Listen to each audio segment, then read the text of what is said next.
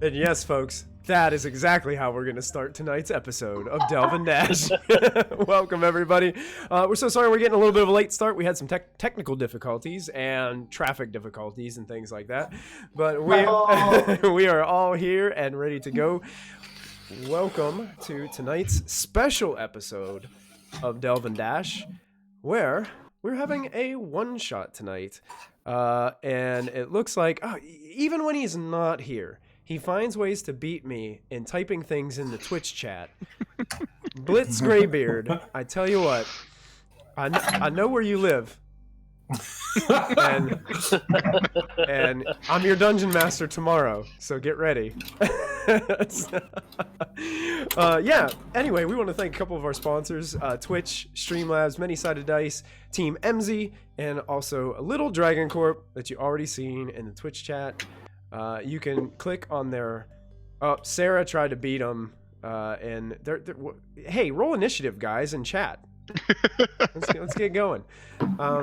You can click on that storefront link, and you can go check out Little Dragon Corp stuff. They got some awesome dice. They got dice rolling trays, all kinds of good stuff. And don't forget to use the coupon code BONUS during checkout to get 10% off of their order. Tonight we got a special one-shot for you. Those of you that are fans and have watched Delve and Dash before, you're going to recognize a couple of the characters that we see tonight. But we're going to take a little bit of a different approach this evening, as we're going to step into the Shadowfell with tonight's adventure. So, is there anything else that I need to say before? Oh, I did want to say super big thank you to Christy Mystic Water for allowing us to consume her Mystic Hour space this evening, because we are going to probably go a little bit overtime with this one shot, and it's probably going to be about 3. I'm going to try to get it about 3 hours. We'll see. I know that there's a big show that comes on tonight that everybody likes to go watch, so I'm going to try my best to stay within that time frame, but kind of depends on these guys too, on how much they get into the the land of dread. I'm getting a little echo from somebody. That's probably me. Thank you. So, I'm gonna go ahead and get everybody started tonight. And I'll give you guys a moment to introduce your characters in just a minute. And so the story is told, folks.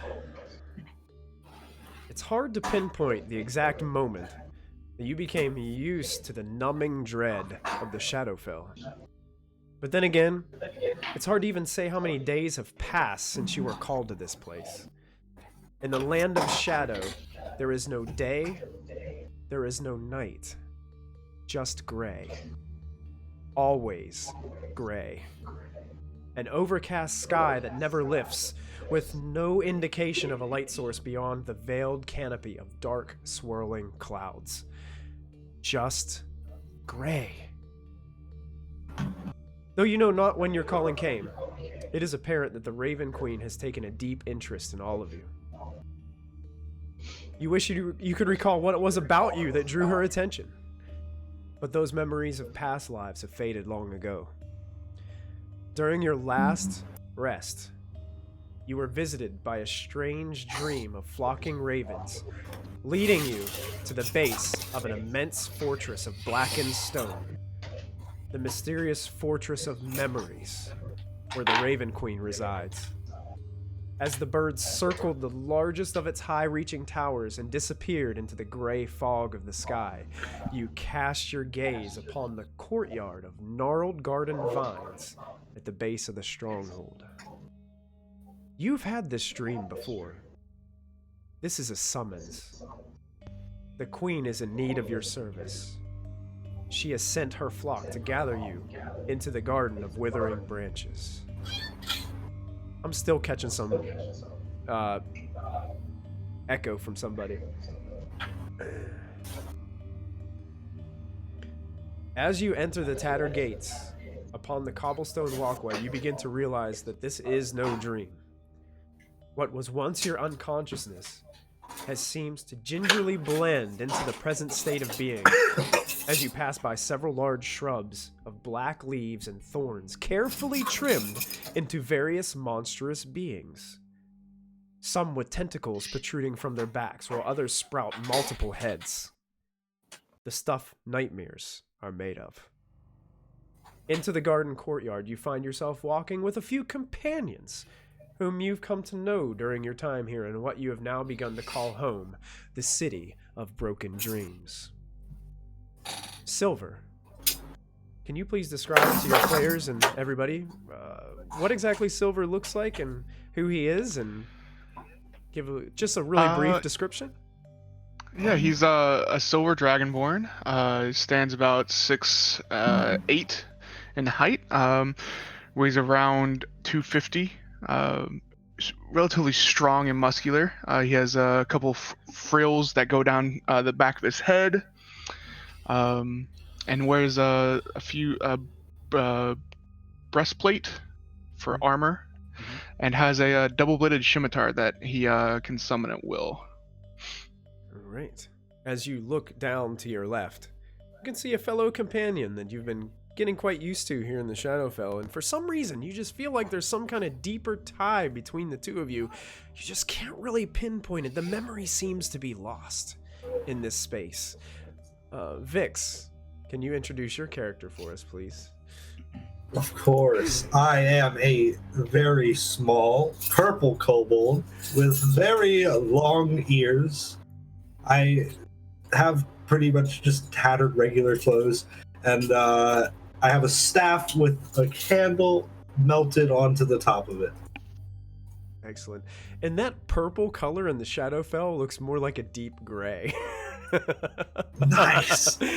As everything is grayed out here. You guys look, and you guys find another fellow companion, a human that's been traveling with you and has been serving the Raven Queen as well. Calm, would you like to introduce your character for everybody? Yeah, Colm is a tall human. He stands about 6.5 feet tall. He's got red hair normally and a moderate length unkept beard. And he really doesn't like stupid people. He talks to them like they're stupid. So Calm is probably extremely intelligent. Yeah. Okay, excellent. As Calm looks to his side, you see what looks to be a massive walking turtle. Well, Gufford, would you like to introduce your character for everybody? to be more precise, you see a large, ornate, upholstered armchair, the four legs of which are animated and are walking along the ground. Yeah. Underneath it is fixed in a metal cage a large magical pearl. Sitting comfortably, leaning back in this large animated armchair is what looks like the oldest, wrinkliest giant turtle you can imagine. His legs are kind of shriveled and huddled near his shell. He's got chips and kinks in it, and his beak is like a mass of wrinkles that almost make it look like he has like human cheeks, but it's really just mottled and chipping off flesh. And out of the corner of his mouth, there's a pipe and a slow trickle of smoke trails from her mouth, punctuated by the occasional cough. Excellent. As the smoke dissipates from this pipe, you guys can see through the bit of smoke to another interesting traveler that you guys have met. Roderick, would you go ahead and introduce your character for us? Oh, I'd be happy to.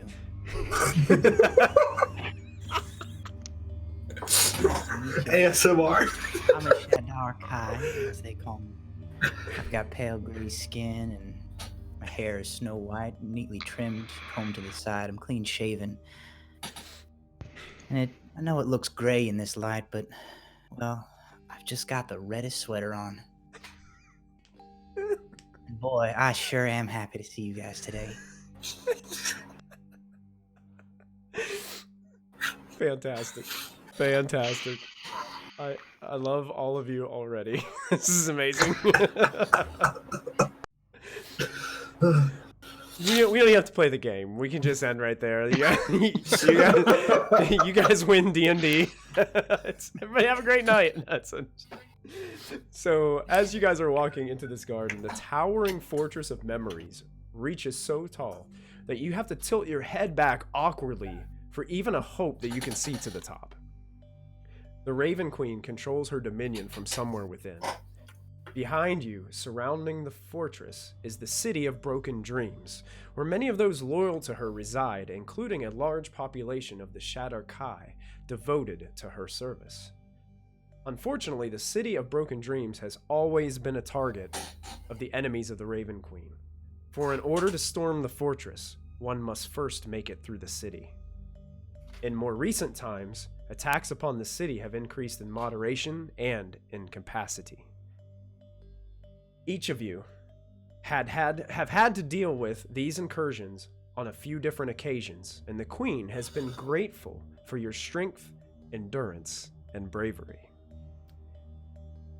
The most recent attack of wraiths and shadows from the Forest of Forgotten Hope was foiled when the 5 of you came together to send them retreating back into the forest. Silver, spinning your double-bladed scimitar above your head, made one final blow upon the ghastly form of one of these wraiths. Striking true, its form shattered and dissipated with a ghostly whisper of pain and sorrow, and it dropped something upon its demise. Strapping your weapon to your back, Silver bent down to pick up a small piece of jewelry from the ash-covered ground. Wiping the ash away with your thumb, you stared deeply at a ruby pendant, which hung from a simple silver chain. The ruby was shaped in the form of a hand gripping an eye. A pendant you still keep in your pouch by your side to this very day. As these memories are cast aside, you hear footsteps coming down a large set of stone steps from the fortress into the garden as a group of ravens scatter into the air at the source of the sound. A female Shatter Kai walks slowly down the steps, approaching you. Clad in an elegant but simple black dress, adorned with black feathers near her shoulders and neck, she wears a small tiara made from twisted black thorns and a necklace with an obsidian pendant that hangs to the center of her chest. This is Markella, also known as the Arbiter of Memories among her people. She spends much of her time within this garden, and also upon the doorstep of the fortress, interpreting memories and visions that the Raven Queen bestows upon her followers. As she slowly walks toward you, she greets you with a familiar greeting that you have heard several times before. Welcome, Chosen. You have heard the call of the Raven, and it has not led you astray. You are all special in the eyes of the Queen, and she continues to find favor in each of you. You are precious to her, and she holds you near to her heart. And she kind of just looks back and forth to all of you slowly, with just not necessarily a smile, but just the hint of this. I guess it'd be a kind of like a smirk, but not really like a. You're not getting the vibe that she's. It's not like an evil vibe to you that you're getting. It's just this is her being disingenuous with us. Yeah. It's not anything like that. The Queen has passed upon me a vision. A vision that could mean the fall of this fortress and everything the Queen holds dear. That is why you are here.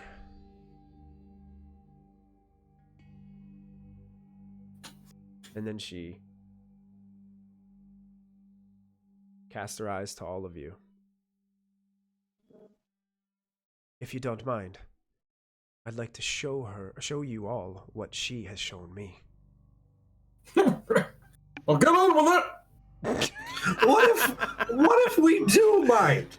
I'm curious what you're gonna do if I do mine. Would you like not to see the vision? She's just looking right at you, Vix. All right, creepy lady. I was just wondering. You can choose not to. I'll do it. I will not force it upon you. No, I'll do it. Are you sure? I'm sure. Positive? Stop looking at me, please. I'm gonna take my pipe and just tap some ash in his direction. Okay. She looks towards the smoke that's coming out of your pipe. She begins to just take her hand and go like this, and you can see some shapes of ravens start to appear in the smoke.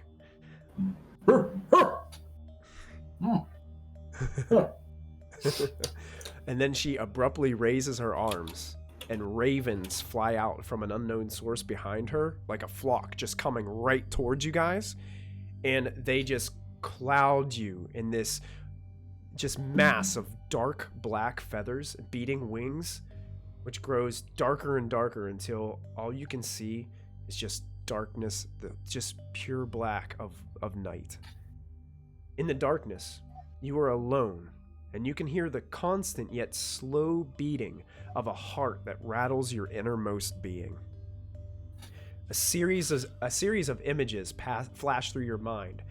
A simple mithril mask inlaid with flecks of pale blue and dark red crystal being grabbed by a mauled and rotted hand. Then a vision of a crumbling keep circled by ravens till it collapses to an irregular hemisphere of ill-fitting stone bricks covered in muck and rotted vegetation. And then you see the face of a female Shadar Kai, looking panicked, desperate, and alone. Tears streaming down her face, which is an oddity in the Shadowfell, for emotion seems to be lack thereof here. Sometimes it's condensed into terrible beings. With loud caws of hundreds of ravens, you find yourself standing before the gates once again, looking towards Merkella. Why, that young lady certainly did look distressed. Why is it always with the birds? I know, I hate the birds too. They hurt so much. I don't get through all the theatrics. What does she want us to do? Can you get to the point? She looks towards you, Calm, and she gives Vix a strange gaze as he's talking to and also to Gufford, like kind of a strange gaze as talking about all the birds. But looks to you, Calm. I have interpreted this as it seems that the agents of the maimed god Vecna have somehow stolen an important visage from within the fortress, and it is important that it is retrieved and returned immediately.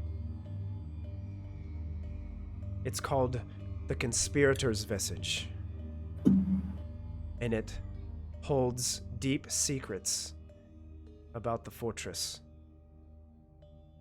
It can't... Conspiracies, you mean? What was that? I missed what you said.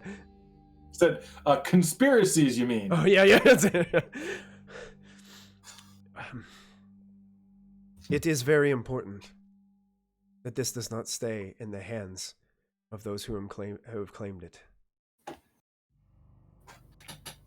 Well, I guess that just means we're gonna have to go find him and ask him real nice to give it back. Oh, I love asking really nice. It's my favorite thing. Well, we're probably gonna have to kill something. I hate killing things, but if we really have to, I'll do my best. What does it look like? She looks at you, Gufford. I don't know.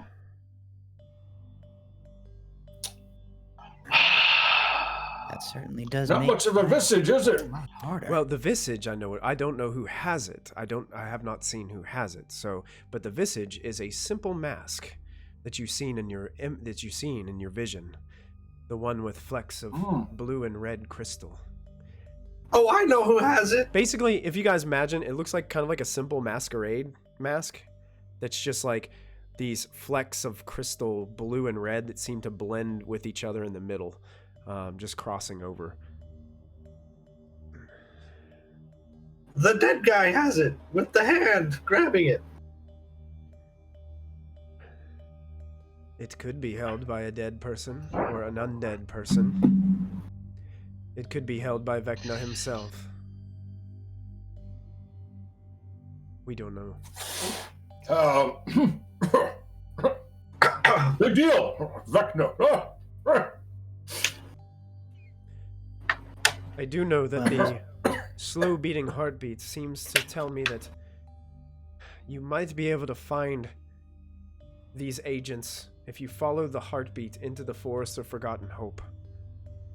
You will find a place called the Rotted Heart. It used to be an outpost on the edge of the Raven Queen's dominion. It's been... what its true purpose was has been lost to time, but possibly these new agents have reopened this establishment. I wouldn't have to ask this if I'd gone adventuring in the material plane, but this isn't a literal heart, is it? A literal... What was that last word? Heart? A literal heart? Literal! I don't Is the outpost made out of a giant heart? She looks at you and she's like, not to my knowledge, but I don't know what lies inside. Do you know anything? Boy, that would really be something, wouldn't it? A giant heart. I've never seen anything like that. Well, I can imagine Gufford approaching this in his chair. Yes. It is important. This conspirator's visage, it must be brought back and secured within the fortress. The Raven Queen has promoted a new guardian to watch over it and protect it from ever being taken again. This will not happen again. Be on your guard, for enemies lurk within the shadows in all places. They're never far behind. We should get this done then. well, There's a lot Thank of you so speculation in much. chat that this might be Mr. Rogers. Chat is pumping tonight. Chat, what are you doing? boy, you are so smart, and I am so proud of you. Ms. Markelli, you have been very helpful, and I appreciate what you've shown us tonight. We should get on our way, I think, if this is as important as you say it is. Is there anything else that you think we should know? She looks right at you, Roderick, with a very stern look in her face. And she says,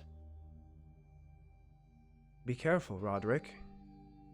It seems there are conspirators among us. Not all of our people can be trusted." Oh my. Well, I hate to think that anybody can't be trusted if you give them the chance to just do the right thing. But I think I know you're selling that awful hard. I didn't hear that. What was that? You're selling that awful hard. Got something to hide? Oh, of course not. I'm just gonna casually crawl onto Silver's shoulders. Well, listen, we have something to do now. Let's go do it. I agree. I'm Well, getting bored standing here. We may as well start pointing fingers now before things get tense. Well, there's an old saying: when you point a finger at somebody else, there's 4 more pointing right back at you. Just something to think about. Hey Matt, Oh my god, he's right! Matt, will you check your mic cable? For some reason, every time you start talking, I'm getting like a really weird crackle. Whoa! You've just amazed Vix for the rest of the adventure. This. Bow. Yeah. Let me mute myself before Oh yeah, sure. Yeah, for some reason I'm just getting a weird, strange crackle from your microphone. That was staticky. Yeah. So. Speaking of pointing fingers, which direction are we going here? They just said toward the certain forest. Let's go. Combs already turned around. He's walking out of the gates of the garden. He's ready to go. Yeah, you guys know where the Forest of Forgotten Hope is. It's been one where wraiths, shadows, and other undead beings have been pouring out of recently, attacking the city walls and sometimes breaking into the city of Broken Dreams. So you're basically headed right into the heart of where all this nonsense has been coming from. You begin your journey. Is there anything that you guys would like to do before you leave the city? Well, I'd like to. That's much Just better, really Matt. Thank you. Good. Okay. Yeah. Great. I'd like to just. Well, I'd like to sit down for a moment and one at a time. I'd like to take off my shoes and switch them for a pair of more comfortable traveling boots, and take off my sweater and switch to my traveling sweater. Take one of my shoes and toss it in the air. At this point, Colm is like looking at his pocket watch, like, let's go. Let's go. Colm, it's strange. Your pocket watch is ticking, but it just keeps on ticking to the first minute and then back, then ticking a minute again and then back. So it's just going, never really giving you a time. It still counts something. As I finish my little ritual, I get up and I look to Colm and I say, you know, I knew a parcel delivery man that I think you would have gotten a long time ago. Anyway, I'm ready. Phenomenal. Now let's get going. Roderick takes his time to put on his nice traveling boots, one at a time, by placing his ankle on his knee and just strapping them on. And so Gufford, are your mechanical legs on your chair, are they extremely loud as they travel through, cobblestone streets and forests and things like that? Not really. So it's animated wood, so it's like wooden chair legs that move in a way that they shouldn't. So they make little kind of like bendy tree in the wind noises, a little bit of creaking. A little creaking. Okay, cool. A little creaking. That's amazing. You guys make your way outside of the city walls as Colm is impatiently leading this group of adventurers. Roderick bringing up the rear as he finishes putting on his comfortable sweater. Making your way into this forest of black, twisted, and dead trees. You begin to walk, and your feet step upon dead leaves. But it's strange as you crush these leaves. Like these trees must have never had leaves. Where did these leaves come from? It's just these questions just start sprouting up into your mind. And as you're walking, you can see behind the mechanical chair of the turtle, these leaves kind of crumple, and the pieces of them just kind of float and then dissipate within the air as you guys walk through the forest. There's this misty gloom that settles in as you continue to walk. And as the cold wind blows through the forest and through those of you that do have hair, I think we have a bunch of reptiles here. It flows to my ears. That's it. Yeah. As the cold wind blows, you notice this just always constant moaning, this depressing sound of as the wind blows through the tree branches and shifts all the trees. You guys continue to walk into the mist. Anybody have anything they want to do or say as you guys are making your way? Nothing seems to have, other than the fact that this place is spooky as hell. Nothing. There was something lighting the chair that Gufford's riding in, right? Yeah. At the bottom? Yes. Uh-huh. Yeah, so there's like a large magical. Okay. affixed- Not a candle? It is not a candle. It is a pearl. Okay. Good. So it's reflective, but it's not a light source. Okay. All right. Enough for Silver me. would be walking with his weapon out at all times during this forest. Okay. Perfect. A couple of us here don't have dark vision, yeah? How are they doing? I do not. I have dancing lights. This is considered dim light here. The forest is not so dark because there's no leaves, there's no canopy above. It's just dead trees, kind of like imagine like walking through a winter forest. You do get that overcast kind of graying sky illuminating it a little bit. So it's considered dim light. So, and there's fog settle in, so you guys can see a little ways, but you can't see too far in the distance because the fog kind of blocks your vision a little bit.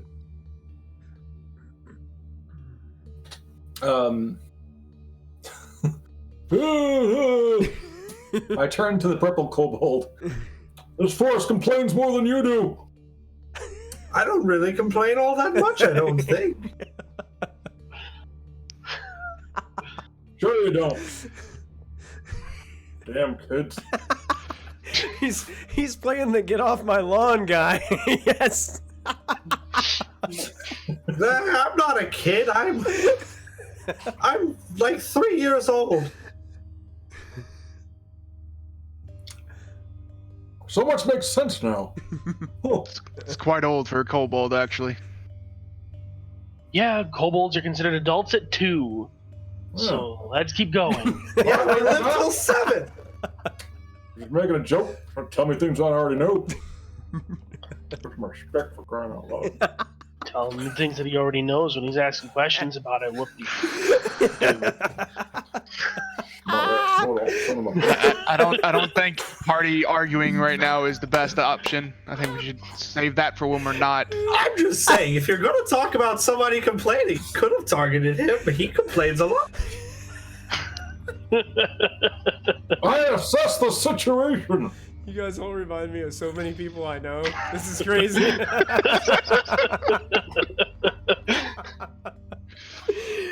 Oh God. Oh, I can't. Well, I, for one, did not. All right, Cole, you're so smart. What do you think we should do now? Well, we're looking for this heart. Let's start searching. Doesn't that make Wow. sense? Genius. You got. Wow, you it's got- like I'm some kind of scientist or something. Miss Markella said we should follow the heartbeat. Maybe we should see if we can listen for it. Put on a listening ears, everybody. Anybody who'd like to can make a perception check. Let's see, what's my modifier? That's a natural 20, so 21. Nice. Holy crap, how do I have a +7 modifier? What is going on? Oh, I'm a cleric. I have a very high Is wisdom. it- 22. New character. Who 21. dis?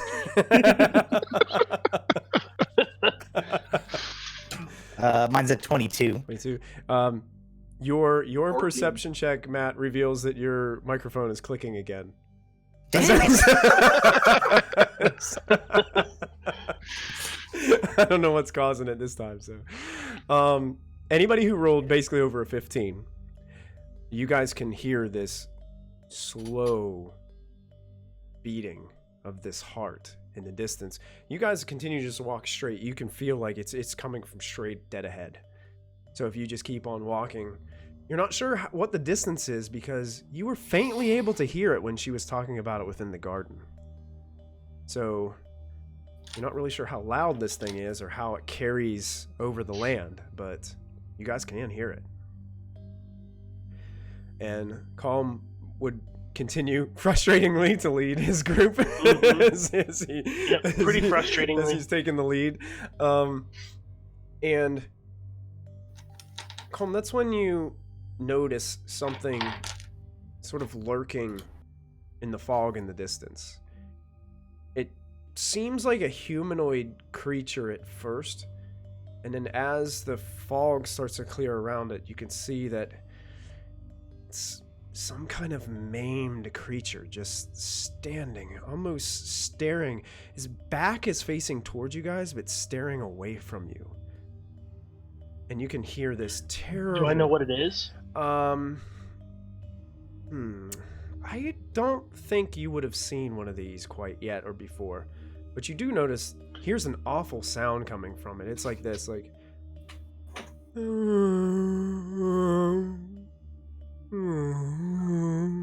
Okay. No. Colm does do a lot of research. Potential knowledge check. Go ahead. Just make a basic intelligence check. That is a 17. 17. You do know that in the Shadowfell, where you've been residing, that sometimes emotion can take the form of a monstrous being. Like, emotion can embody itself into a creature. And that creature does nothing but to try to resolve its emotion. So it's a bad guy, and I attack it with firebolt. Okay, you're gonna attack it? Yeah. Okay. So all of a sudden, Colm stops, looks ahead, and just starts casting and fires a firebolt out towards this creature. 21. A 21 will hit. You can go ahead and roll your damage. Ooh, that's a 17 damage. 17 damage. Nice. So this fire shoots across through the mist and this fog and strikes the back of the creature, and you watch the creature just quickly turns around and looks towards everyone. You can see its arms and right below its elbows, and there's this weird like fleshy bump there, and then it's this bony long like spear tip on the end of its arm. Like its arm is actually like a bony spear, and its other arm is the same, and its legs are even the same. It's this weird. I it looks point like all of my fingers at him. And then I move to the back of the pack. I'm a wizard. I'm not a fighter. He looks like he's gonna turn around and get ready to charge you guys. So I need everybody to roll initiative for me, please. Because you said you did 17 damage to him. Was that correct? Correct. Okay, cool. Yeah, 17 fire damage. 17 fire. Nice. And if he's resistant to it, he's not resistant to me because I took that feat. Oh, nice. Cool. I'm going to change the music for our stream out there because it's going to get really creepy all of a sudden. There we go. We'll play this music. As we've got some creepiness going on. Okay. So, Silver, what was your initiative roll? 4. 4. Mhm. Excellent. Vix, what was your initiative roll? 21. 21. Nice, Vix. Colm, what's your initiative roll? 16. 16. Okay.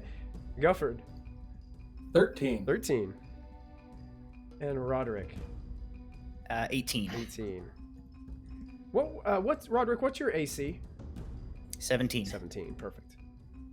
Thank you. All right. The first to go. Vix. You just watched Calm shoot a firebolt 60 feet across this forest through the fog and through the trees at this creature, and it's turned around, it's facing you, and it does not look very happy.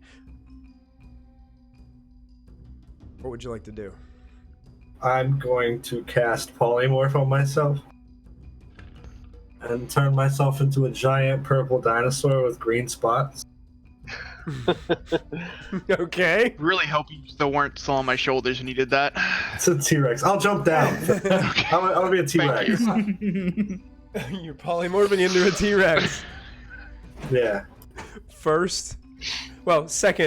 Second play of the game, we go to T-Rex mode. Shadowfell T-Rex. Here we go. Heck yeah. Giant reptile standing amongst you now. Anything else that you can do? I'm pretty sure that's my turn. That's your turn. So you guys watch Vix cast his incantations and grows to this massive reptile with tiny arms.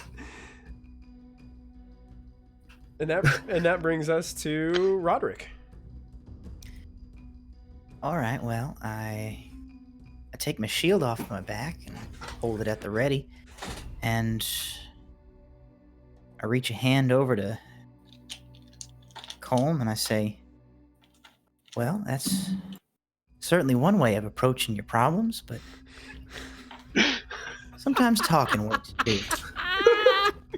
But I'm still proud of you. That was a good firebolt. I cast resistance on Colm.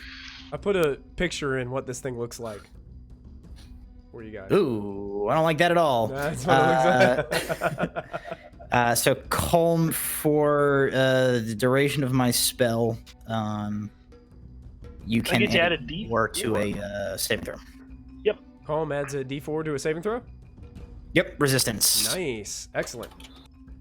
Anything else you do That's on all your I'm turn? doing. That's all you Nope, that's it. do? All right, cool. That brings us, in fact, to Colm himself. I'm going to move to the back of the group because I am not a front end fighter. Gotcha. And I'm going to cast Firebolt again. Firebolt again across the field. Go ahead. 15. 15 misses. Actually, your firebolt Okay. hits one of the trees and a couple of the branches fall to the ground. Okay. Okay. Anything else? No. All right. That brings us to Gufford. Gufford, as Colm is walking past, is going to say, I, for one, think you made brilliant negotiations.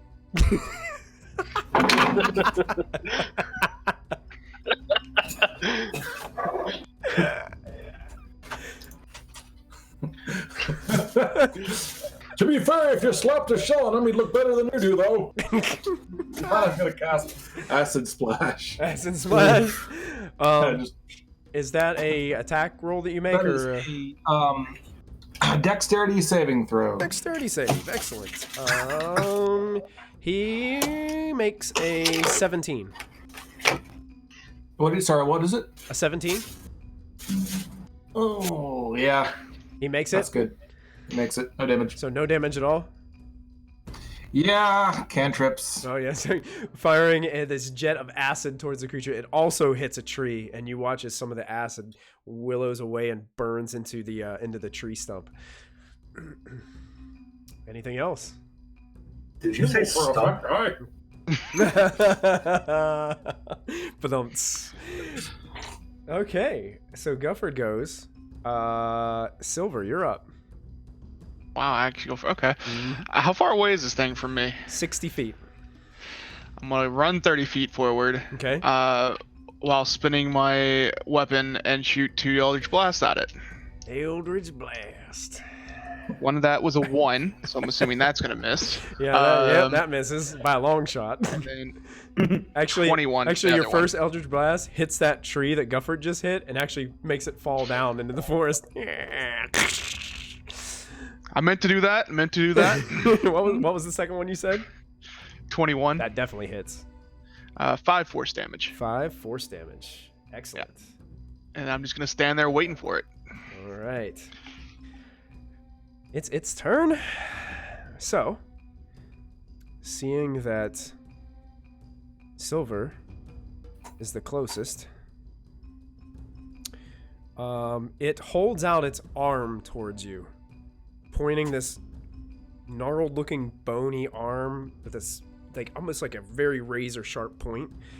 And you watch as this thing starts. It almost like looks like it's blasting like a harpoon gun towards you. But there's this fleshy tendril that hangs on to its arm. that just expands out like a rubber band towards you. It's going to attack you with its harpoon arm. Okay. And it misses wide as you kind of you're ready for the attack. You just shift to the side, and the harpoon just knocks a tree branch off of one of the trees behind you, and it immediately starts to reel its arm back in. And then it starts to slowly lurch towards you. Why can't I get rid of that? I'm trying to see how fast it can move. It can move right up next to you. And it moves awkwardly because it's almost like a pirate with two peg legs, the way it walks. And it's going through the forest, and it's like...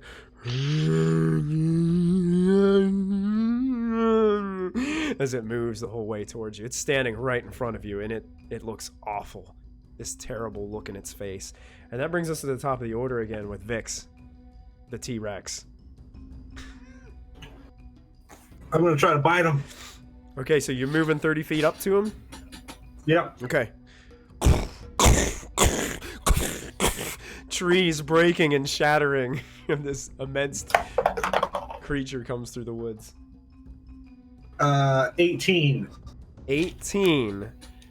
Yes. That will hit. Go ahead and roll your damage.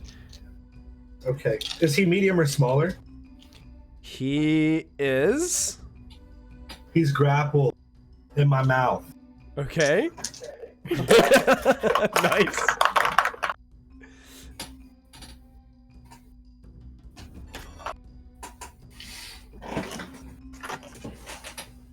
Um, 31 points of piercing damage, and he's grappled in my mouth. 31? And until the grapple ends, he's restrained. 31 points. It seems as if when you bite into him, your teeth don't quite sink in as far as you thought they would. As his flesh is a little bit thicker. And as you're pulling him up, it doesn't seem like all of your piercing damage was effective. I'm just gonna keep my head low so everybody else can see him. And stretch out my neck a little bit. Okay. Yes. The T-Rex is holding him in its mouth, like displaying him for all to see. That brings us to Roderick. Okay. I'm gonna kind of sidle up on the I guess where the thing is hanging out of a dinosaur mouth currently. Yes. And I say, "Hey, buddy. Seems like you're feeling pretty glum. I feel sad sometimes too, and that's okay. It's okay to feel sad." And I cast Calm Emotions. Okay. Is it a saving throw? It is a saving throw. Okay. Everybody in a 20-foot radius sphere centered on myself need to make a charisma saving throw. So that's... What would you say, 20 feet? 20 feet radius sphere. Okay, so that is the T-Rex and Silver as well have to make this? Yep. Okay. 16 for me. 15. Target's a 15, by the way. Spell save is a 15. 15. Okay. So you guys save. both succeed. The creature rolled a natural 20. Of course it did. And succeeds. It doesn't seem to calm its emotions any down. It seems to have the same... It doesn't even look panicked to be in a T-Rex's mouth. It just seems that same emotion that it had on it, it still resonates and it's still there.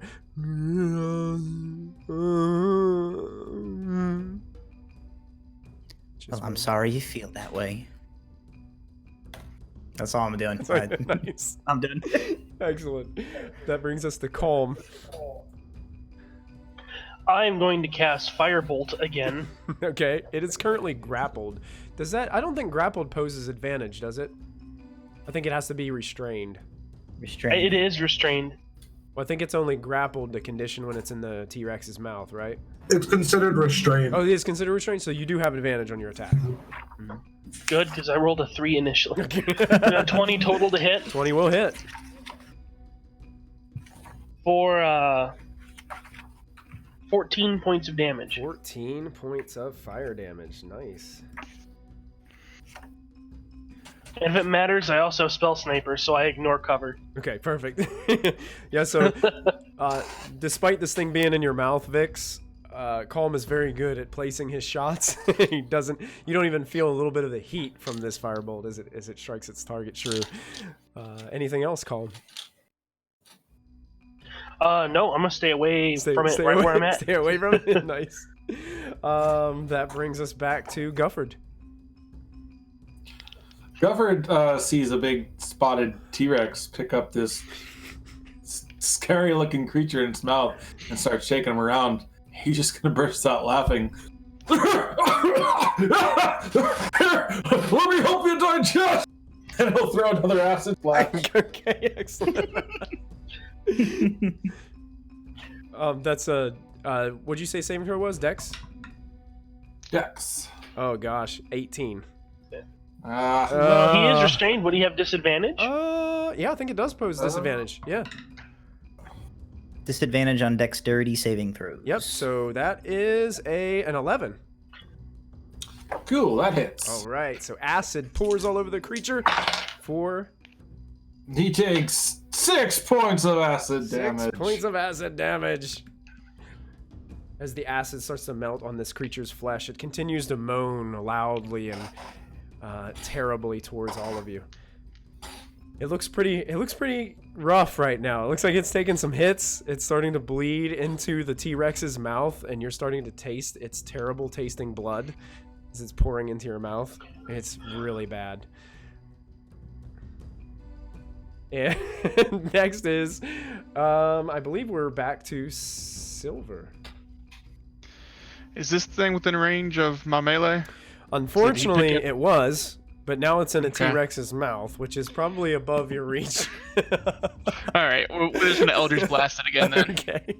You do have advantage on these attack rolls. Alright, well that was a 5 and a 6. That is 14 on the first one. 14, you miss wildly, almost hitting the T-Rex's jaw.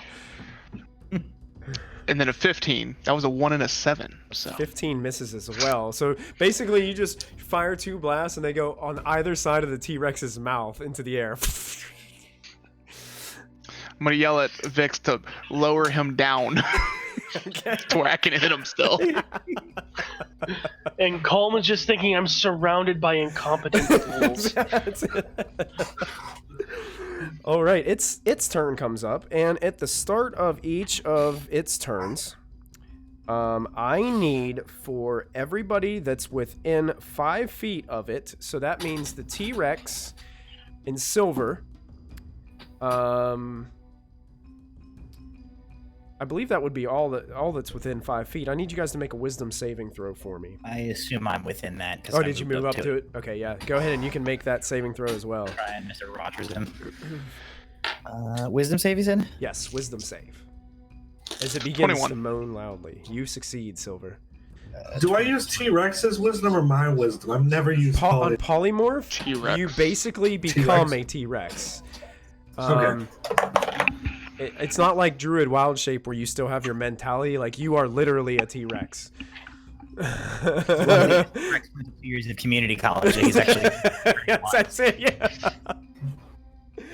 works in our favor. What did you roll, Roderick? I don't think. Oh, sorry, like a 23 or something. Oh like yeah, that. no problem. What did T-Rex have?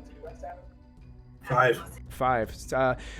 As these terrible, the T-Rex all of a sudden starts feeling very lonely, and this loneliness weighs heavily upon you, Mr. T-Rex, as you take 10 points of psychic damage, having this thing in your mouth. Okay.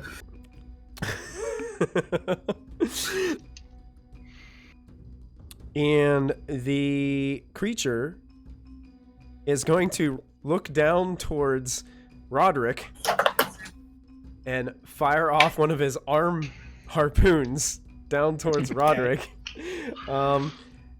Now, he is grappled and restrained, so that would give him disadvantage, but he has a special ability that allows him to thrive on company, and when people are in close quarters, it gives him advantage.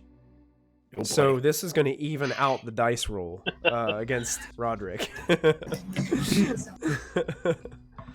So, yeah, you get your shield up just in time, Roderick, to deflect this harpoon as he reels it back in up into the T-Rex's mouth. As it moans this lonely Sometimes moan of despair. better to express our feelings with our words, not in our hands. Excellent. And that brings us back to Vix. Can I bite it again? It says I can't bite another but can I keep biting this target? I would say probably yes. You're grappled. You got it grappled in your mouth. You're going to be able to chew it. Okay. And you're going to All chew right. with advantage because it's already there. Okay. 28. Yes. Indeed. As bones start to crunch in your mouth. Oh god, where's that die going? Alright,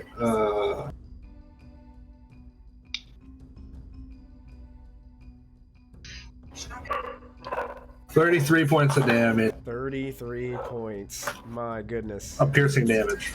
So it's not as good. Yep. You can tell. Yeah, it's got a rough hide and it's hard to break through with your teeth. And I'm gonna put him really close to Silver, just so Silver can reach. So you're dropping your head down towards Silver? Yeah.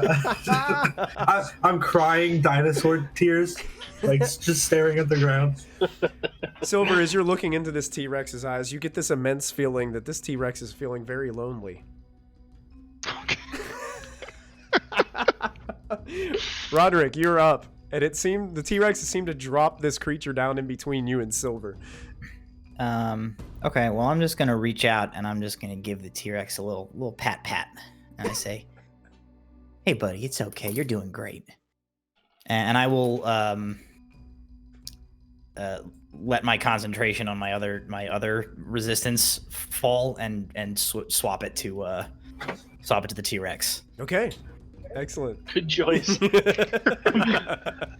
You look like you could use a +4 on a wisdom saving throw, buddy.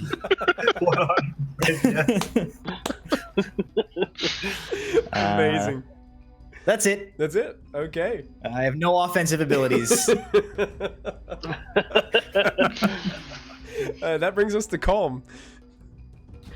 I'm gonna cast Firebolt again. Okay, you got it. You do have advantage on the creature. And that would make it a 17. That hits. Okay. For 16 points of damage. Wow. 16 points. At this point, this thing is looking very rough, but it is still moving within the grasp of the T-Rex's mouth. That's it for me. All right. Calm's turn ends. That brings us back to Gufford. Gufford is staring into the eyes of this now very upset T-Rex. Oh, he's gone from funny to just weird. And I'm just gonna keep acid splashing. Go on now! Acid Splash. Make us all uncomfortable. Acid splash. Oh, gosh. That's going to be a natural 2021. I'm going to put this die away, guys. I'm going to get a new one out. Dice jail. Dice jail, yeah. That acid splash almost hits the T-Rex. Actually, a little splash gets in his eye and causes him to cry a little bit more.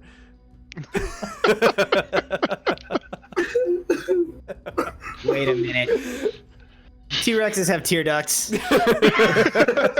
It's very important for me to know. Are you Googling it right now? Yep. Anything else, Gufford? No, that's my action. What's your action? Okay. Not super bonus action heavy. Gotcha. Silver, you're back up. Okay, well, I'm gonna attack this thing 3 times with my double-edged scimitar now, since it's in range. Okay. You do have advantage on your attacks. Alright. That's a natural 20 on the first hit. Ooh, nice.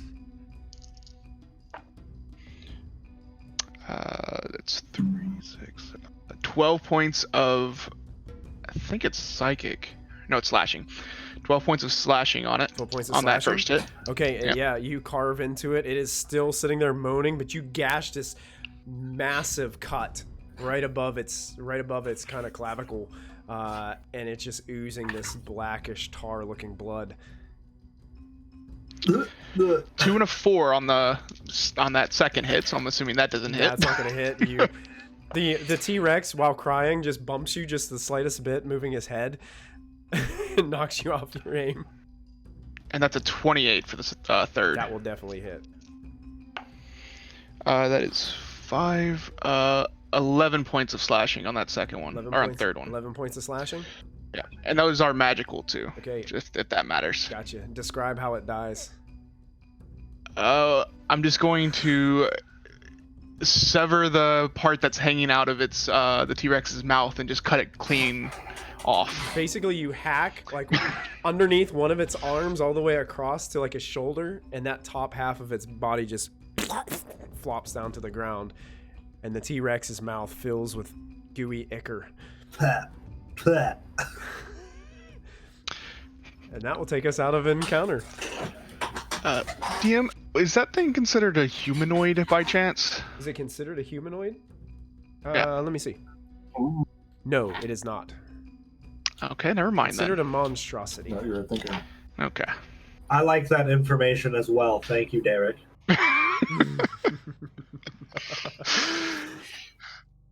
So here you are, friends. The forest now has a bunch of trees scattered, laying down around you from missed attacks and a giant T-Rex barreling its way through dead forest. In this, Seeing Vix cry, I'm just gonna give him a little pat on the leg, since I can't reach his back or head now. Since it's a T-Rex. It's okay, buddy. It's okay. How's everybody looking? Did anybody get bapped during that? Or are we all okay? No, I'm so good. sad. good. I think it missed every single time. I was pretty sure. I just wanted to check. Yeah. Except for the emotional trauma. As it turns out, I don't actually have a healing spell for that. So my hourly rates for therapy are pretty reasonable, though. We talk about it later. Matt, we're getting a little crackle again on the microphone. Dang it! I don't know. It might I'm be just gonna, like, it might be I'm that just gonna- cable going bad. Like every 20 minutes or so. Yeah, it could be I don't that. know It what's could be that causing this. cable going bad. Okay. Well, I think we need to be careful heading forwards if there's more of these creatures lurking in these woods. I'm gonna drop the polymorph. Okay. Vix slowly shrinks back down from T-Rex into his kobold form. I am going to cast Mage Armor. Okay. All right, so next time that there's an enemy or something, give us a chance to try to talk first. There was obviously no talking with that thing. Now let's get going. I mean, it just needed a joke. I could have given Sure it a it did. joke. Ah. I think it worked out fine, Vix. Yeah, but what if we just killed somebody who could have helped us? It could have had magical powers. Instead, we tried to kill it right away. I think your mouth is more useful when you're the dinosaur.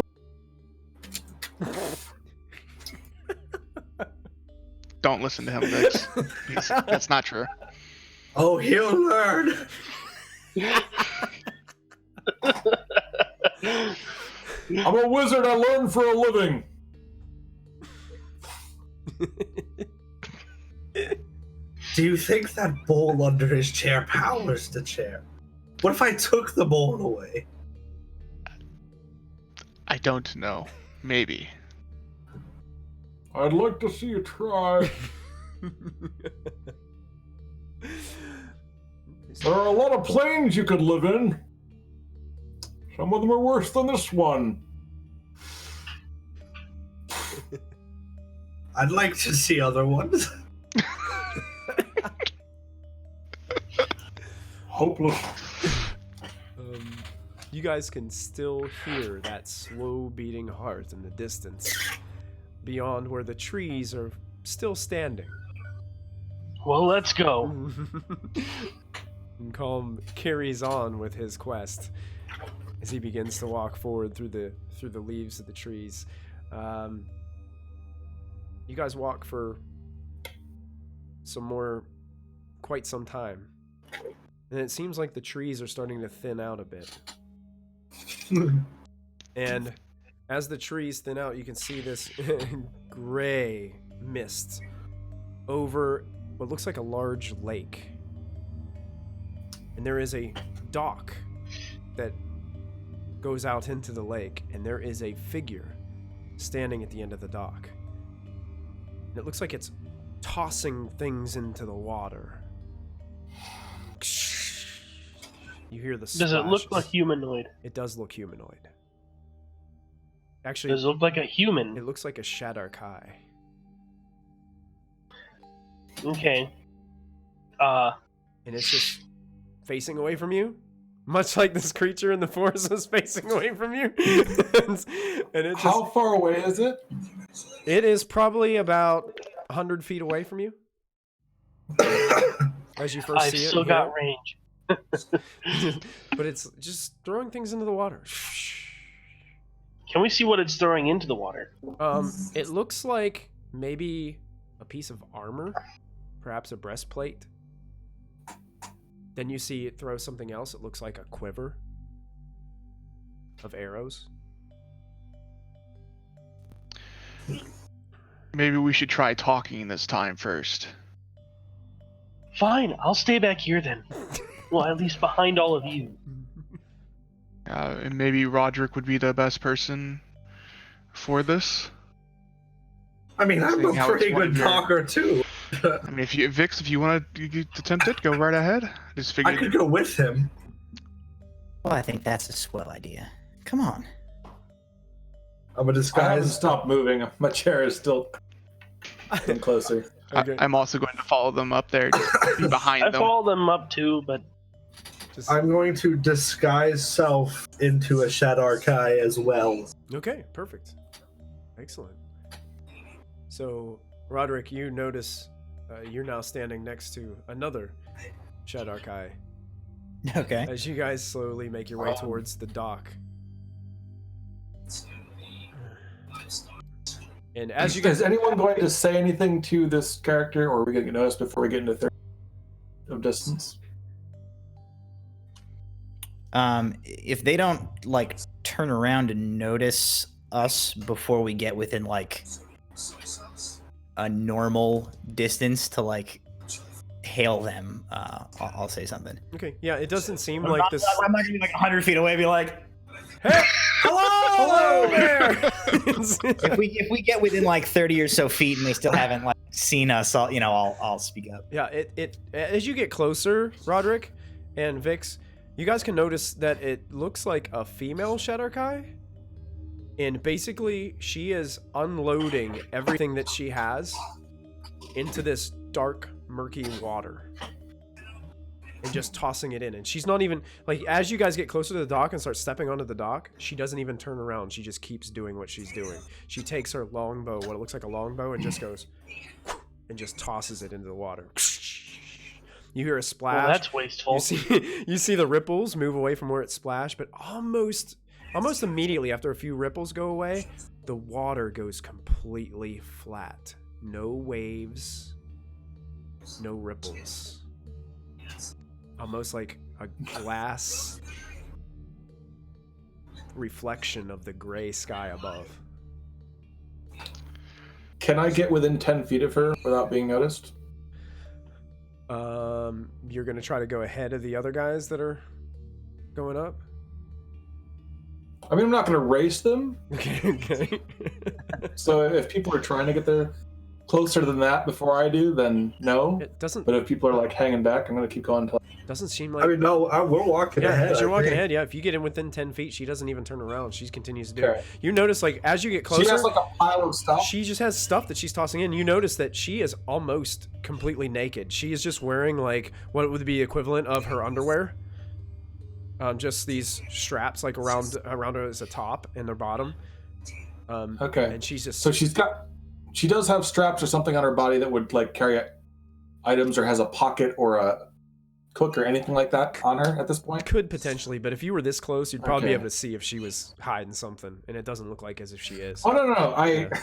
When I get within 10 feet, I want to start using minor conjuration to create small replicas of some of her items onto her straps, putting new ones there every time they get thrown in the water. Okay. Okay. Does she get to make any kind of check to see if she knows that they're illusions or not with this magic? Oh, they're not illusions. They are Okay. conjured. They are inanimate actually objects. conjured objects. Now, Jamie, you have experience with this. I know all yours glow like Yes. with color. Is that like something Yeah. that the spell do they glow whenever they're on the? It says it in the conjuration passage thing. They glow check. color. They glow with color. Okay. Go ahead and I check. think it says green, but we flavored mine to be like purpley or silver. Right. Well, as he's doing that, like once we've got close enough, I go. Well, hey there, neighbor. It looks like you're up to something here. Would you mind if we joined you? She doesn't even turn around. She continues to throw things in, but as you got closer, you notice she is crying, and tears are streaming down her face, and you just hear her just, I think I see it. Just, I wish it would come. And it just. What do you throws- see? And she, Does she look like the lady we saw in our vision? yes, in fact, she does. The woman, the Shadowkai woman you saw crying in your vision, as you get closer, this seems to appear to be her. And she's throwing things into the water, and as you said that, Vix, she looks at you. Tears streaming down her face. Okay, just look forth a little bit closer. It's coming for me. It's coming for me. Is she referencing the water? Yeah. Uh-oh. Uh-oh, we lost Dalton. If our videos go strange, I apologize, Twitch. Yeah, she's looking towards the water and pointing down to it. She actually puts a hand on your shoulder and almost pulls you closer to the water and points down to this, what looks to be like just all you can see is a reflection of the sky. You can't even see into the water. It's so hard. And then you can see your reflection over the dock looking down.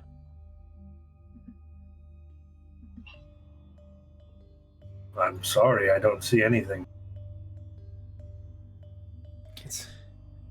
It'll be here soon. And then I'll get to erase this. I'll get to erase it all. I didn't mean to do it. They promised me. Confess! Confess! She almost seems to, even you're shouting, Gufford, she just ignores you. I'd like to go over and kind of like sit down, cross-legged, sort of next to where she's hucking things into the water. Okay. How heavy are the things she's throwing? Wait, how heavy do they look? Not very. I mean, it's like your standard gear that you'd carry around. Like she's getting ready to huck her whole adventuring backpack into the water. That's way too heavy for my mage hand. Start grabbing things. What's that? I'm gonna just cast Mage Hand and start grabbing things as she throws them. You can probably pull like the lighter things off of the bag. Like there's a lantern hanging off the edge of it. There's like a bedroll. You can probably like start like peeling some things off of it. Mm-hmm. I'm I'm not trying to be sneaky about it either. Okay, sure. Oh That's yeah, fine. I'm also going to be catching. You guys got the impression, like your passive insight would tell you this woman's not in her right mind. Like she's not even really responding to everything that you guys are saying to her. She's just, it's like almost certain things that you're saying is triggering her, but other than that, you're having a hard time, making an effort to connect here. Can you guess what I'd like to do now, DM? I wish Calm emotions. I wish you could cast calm emotions on your microphone because it's Dang it! it's really angry right now.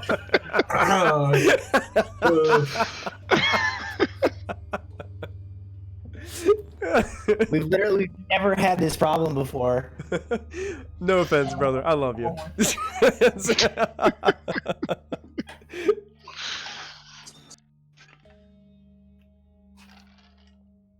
I don't know. I was gonna try and run it through our mixer, but I don't know how to run it through the mixer through Discord. Gotcha. I'll figure it. If we take a break at some point, I'll grab a headset. Yeah, after this little encounter, we'll probably take a break. So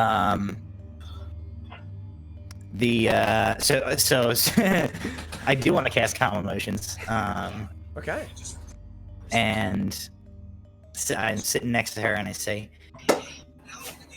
"Well, my name's Roderick, and well, I sure am curious as to what you're doing here. What's your name?" She looks up at you with this strange look, quizzical almost. Her tears stop flowing from her face as she failed her saving throw. Nice. And looks. My name is Adrel. Adrel. Adrel. Why? That's a beautiful name, Adrel. I'm very pleased to make your acquaintance. And yours. What's your name? I don't Roderick. believe we've met.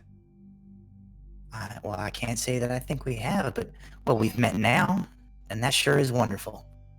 She smiles a little bit, and then looks back down towards the water, and you can see like she's struggling, like keeping this. Even with your spell, you can see there's a little bit of highs and lows within her thinking, but your spell is keeping her kind of at bay from having another breakdown. Yep, I'm just gonna try and keep her talking as long as I can maintain this and keep her like focused and get as much information from her as I can. Oh yeah, absolutely. I say, well, like I said, I sure am curious as to why you're throwing all your things into the lake here. That seems an awful strange thing to be doing. I don't deserve to serve her anymore. I don't deserve it. I have failed the Great Queen. I led them. Failed, huh? I led them right to it. I gave them the keys. Now they have it. That sounds a bit less like failure and more like betrayal. You are not helping. Please leave it to the professionals. Are you talking about a Walk away. mask? Don't worry, it's just a drill. Yes, it's a. Ha! You They- get it? They promised me. They told me that I could live a better life away from this land of dread and darkness. They promised me a better life. If I could get them into the room with the mask.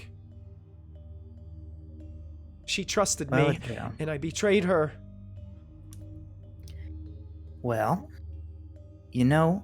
everybody makes mistakes sometimes, and well, that's okay. That's just all part of being a person. I think, well, when I make a mistake and I feel sad, sometimes I can feel like I want to throw all of my things into a lake, but sometimes what helps me is just talking about it with somebody, and then sometimes I realize that maybe the mistake I made wasn't so bad after all, and maybe it helped me learn, it helped me grow, and He's not talking about your mistake, by the way. maybe there's You something really I can screwed up. do to make that All better. right, John, you need to leave. You need to get out of here right now. I do not want you anywhere near this woman. Please, exit. He says, Roderick, you are a calm resolve right now. There's a heckler behind you on the dock, and you are just ignoring him.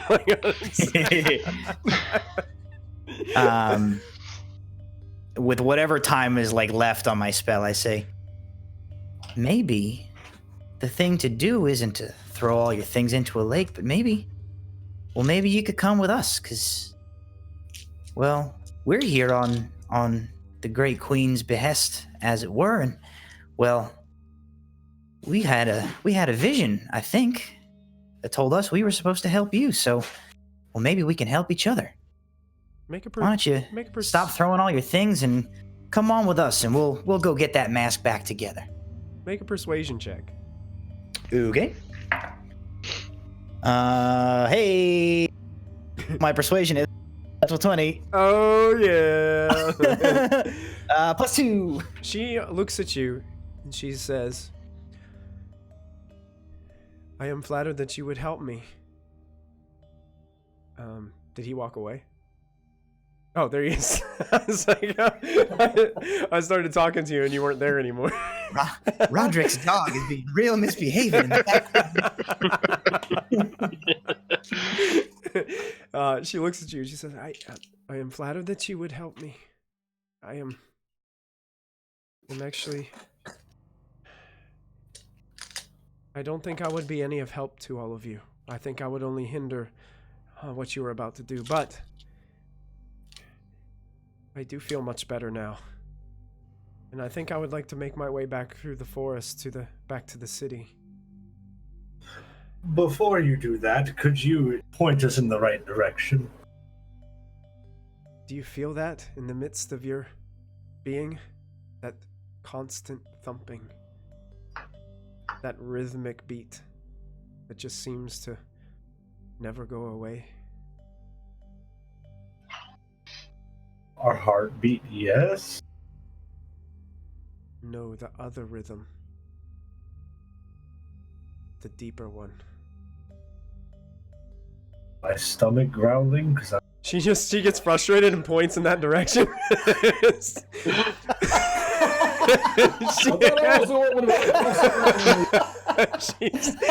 she looks down at Vixen like, go around the lake this way.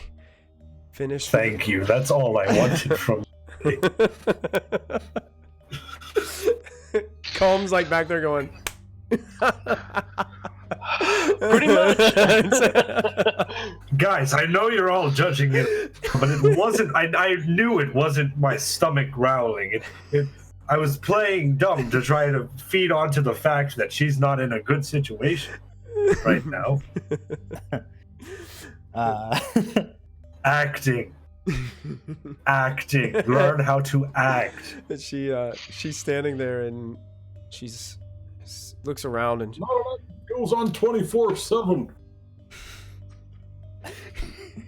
Or insert the number of hours and days there are in the shadow. I'm gonna give her my spare sweater and I'm gonna say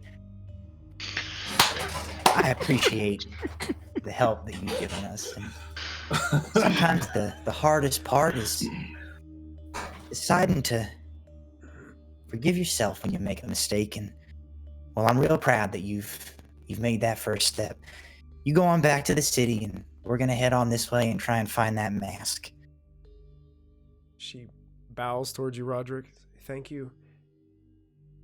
I'm not sure how the Queen is gonna feel when I return.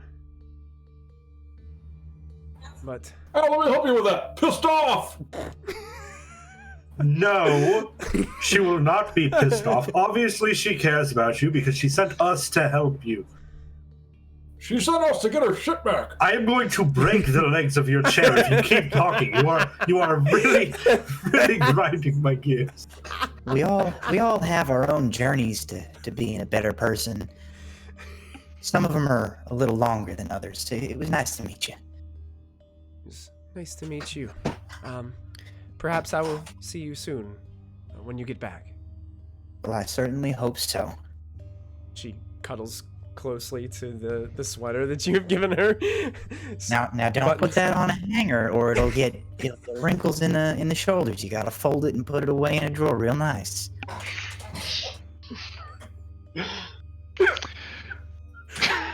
I can't breathe. I can't breathe. DM, does she have any weapons when she's walking away from us? She has tossed them all into the water. There are no weapons. I will left. hand her 2 daggers also. She. Another question.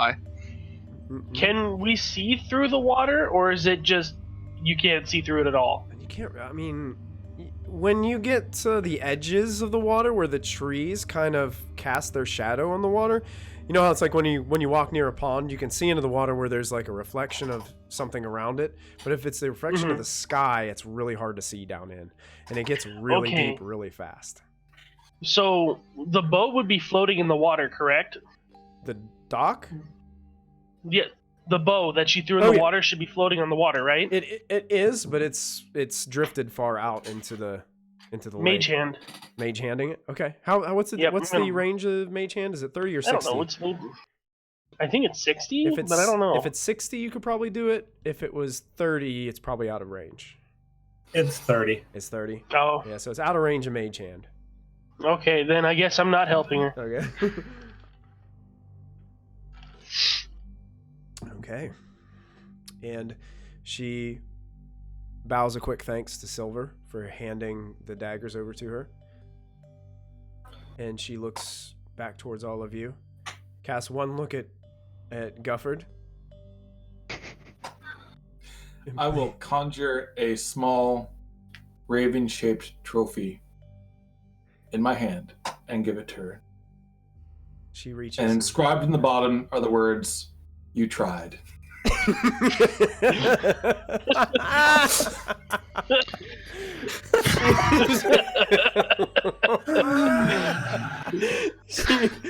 she takes this trophy. She looks down at it. She looks back up at Gufford. Then she looks at all of you. And it's like, please be careful.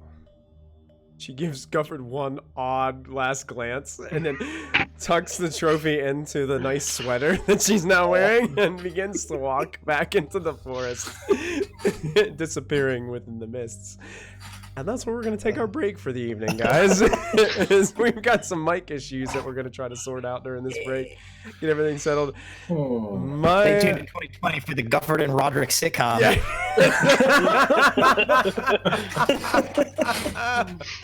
It's going to be Mr. Rogers and that old guy that sits outside the window just like heckling him the entire time. Pretty much. Thank you, Victoria, for the bits. We appreciate that. This has been pretty amazing so far. If you're tuning in, thank you guys so much for hanging out with us on this special one-shot. I've been laughing so hard, my stomach hurts, and I need to go get a new drink. And we need to go use the restroom and grab a quick potty break and all that kind of stuff. So we're going to go do that and take about a 5 to 7 minute break, and we'll be back here for the exciting conclusion of the Rotted Heart right here at Proficiency Bonus. So everybody stay tuned. We will be back very quickly. So we will see you guys in just a moment.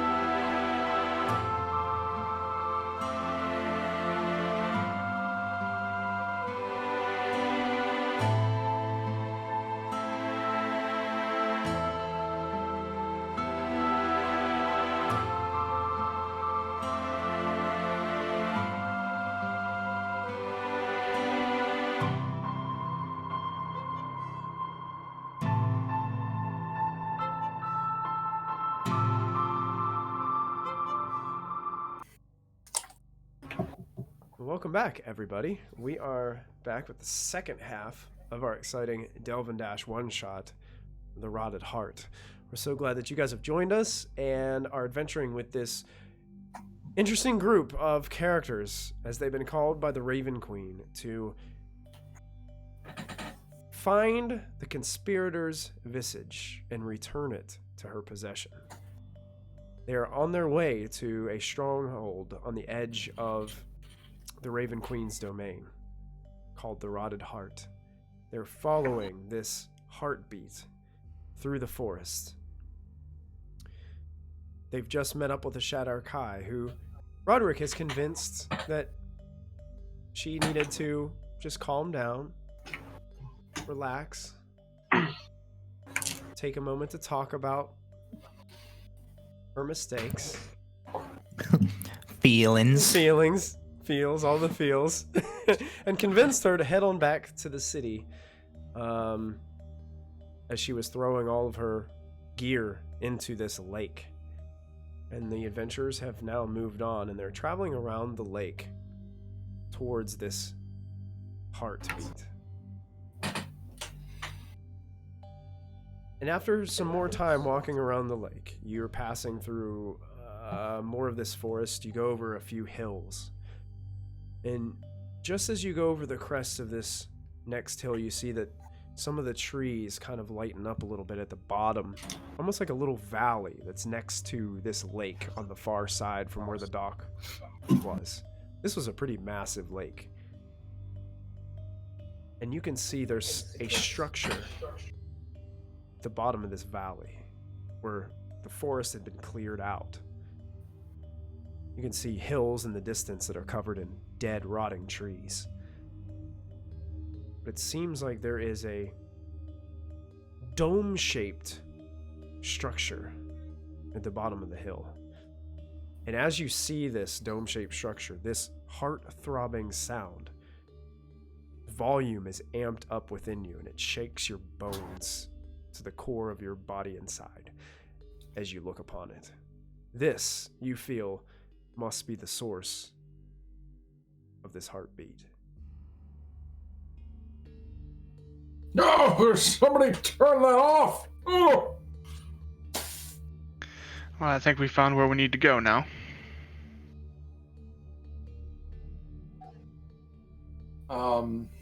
Is it literally like we're hearing it, or it's like we feel it inside physically? It's both. It's both. You can hear it and you can feel it. Comfort starts like rubbing his joints. Oh! There's something at this. he reaches down and pulls out a tube of Bengay.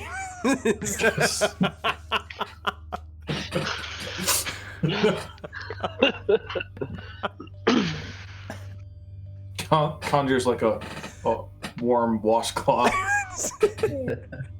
Some Epsom salt. So you said it's at the base of a hill. Is it smooth traveling to this dome? Is it relatively clear? It is relatively clear. As it goes down the hill, you can see the trees kind of dissipate. It's not this dense foliage of a forest anymore. It's more cleared out in this valley. It looks like it was so those wizards with high intelligence, you guys would probably have some knowledge. You know, when people build like strongholds where they want to be able to see what's coming towards them, they clear out a lot of the landscape around them. So at some point in time, this forest was cleared out purposefully. Looks probably years and years and years ago. But it looks like a decrepit half dome of stone, but there's this black kind of ichor and muck all over it.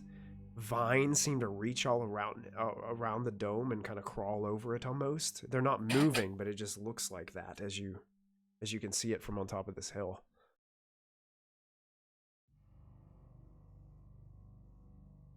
How do you want to know what I think this looks like? What's that? I said you don't want to know.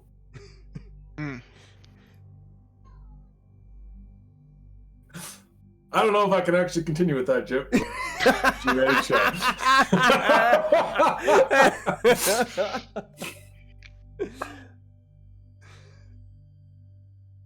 Well, it seems like anybody would be able to see us approaching from a long ways away.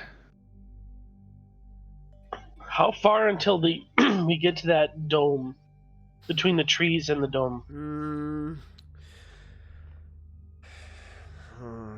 400 or 500 yards. Oh, that's a long way. Mm-hmm. Yeah, you're kind of on top of a hill looking down into a valley, and you can see it. Mm-hmm. I can make some of us invisible for an hour. Only 3 of us, though.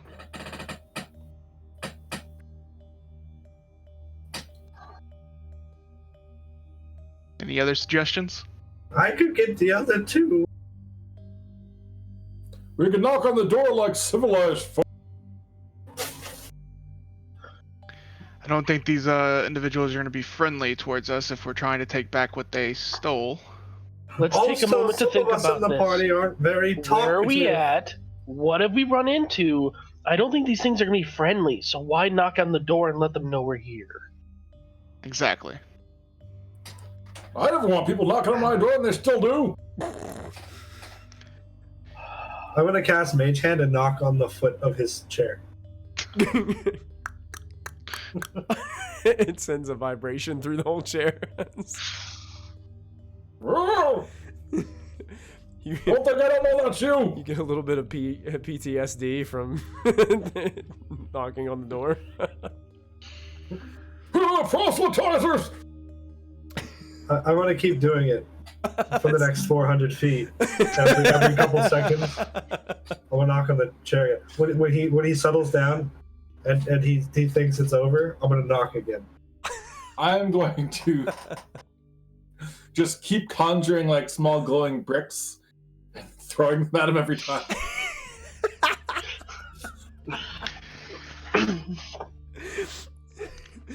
Maybe now is not the best time to be messing with each other. He started it. It doesn't matter who started it. We're finishing it. Now let's go. So we're doing the invisible plan then? That sounds like a wonderful plan. Let's get going. I will make me and the 2 wizards invisible then. Okay. I will make me and Roderick invisible. Okay. You guys. What a neat There's a trick. lack of sight for sore eyes. You guys are all invisible. I don't believe any of you can see each other. I know, but I'm assuming we're all just moving straight forward towards this thing. So I would hope. You guys are all invisible. I'm holding Silver. You're It's a all- lot of like Holy bumping. Yeah, everybody's like bumping and bumping into each other as you're trying to avoid trees as you're making your way down the hill. The closer you get, you start to notice that there's motion. There seems to be 2 humanoid individuals that seem to be patrolling in front of the main doorway of this dome. It's almost like a little section, kind of a little foyer or something kind of pops out, and then there's like a doorway right on the front, and it seems like there's 2 humanoid individuals kind of moving slowly back and forth. I'd like to use Eyes of the Grave at this point. Okay. So as we start to kind of approach towards these guys, as an action, you know the location of any undead within 60 feet of you that isn't behind total cover and isn't protected from divination magic until the end of your next turn. So, like, do I get a undead glow off of these gents as we approach? You get a very heavy and dramatic undead glow from these gents as you're Okay. approaching. Within 60 feet, you said? Within 60 feet. You also notice that there is a little hint of an undead glow coming from beyond the spherical dome, as if something else is present, and is slowly moving around the dome, it's just you haven't yet seen it. Okay. I have no idea how close anybody is to me, so You continue to walk. I will just whisper, just very quietly. I say, well, it looks like these folks are. Well, they're not quite part of the land of the living after all. We got some undead to deal with. And I don't know who heard me or who didn't, because I don't know any. Everybody make a perception check. Everybody except for Roderick. Natural 1. You do not hear Natural him. 1. You do not hear him. Me and Silver together, baby. 9. You do not. went the You do wrong not way. hear him.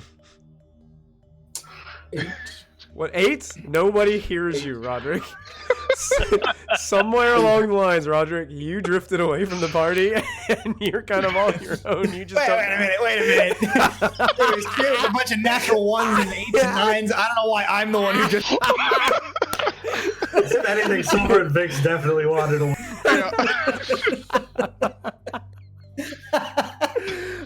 So where are the rest of you? Since Roderick is trying to figure out what's going on here. I've reached the dome-shaped thing. Everybody else is in a different game currently. They'll be appearing on tomorrow's stream. I guess if we got up to the dome, I'd just be going around the dome, just looking for an entrance or anything. And I'm holding his tail. Are you I don't have a guys? tail. Are you guys all being I'm holding very? his leg. Go ahead and now, since you guys are kind of close to these guys now, I want you all to make stealth checks with advantage because you're invisible.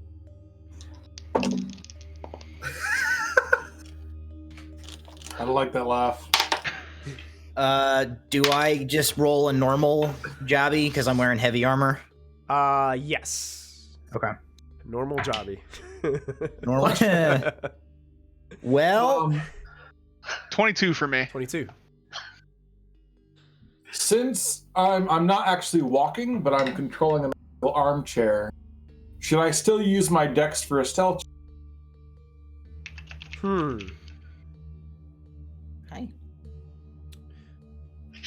Yeah, we'll say yes for right now, just because I don't know a better answer right now. I got a 14. 14. Okay. 13. 13. Okay. I rolled a 1 and a 2, so 10. 10. Okay. Well, I got an 8. An 8. So there's that. Okay. Silver, you said you were approaching walking around the dome. Yeah, I'm looking for like an entrance or anything that looks like an opening. You to the see, dome. there is some kind of door on the front of this area that protrudes, just probably only like 10 feet out from the dome, where these guys are kind of walking back and forth in front of it. It doesn't seem like there's any other place on this facility where there would be an entrance. Damn, did you say what this dome was made of, or did I just miss that? It looks like it's made out of stone, but the stone is covered with rotted vegetation. But there's also this like liquidy, almost fleshy-looking black ichor that stretches out over it, almost like tendons or muscle out over top of the stone.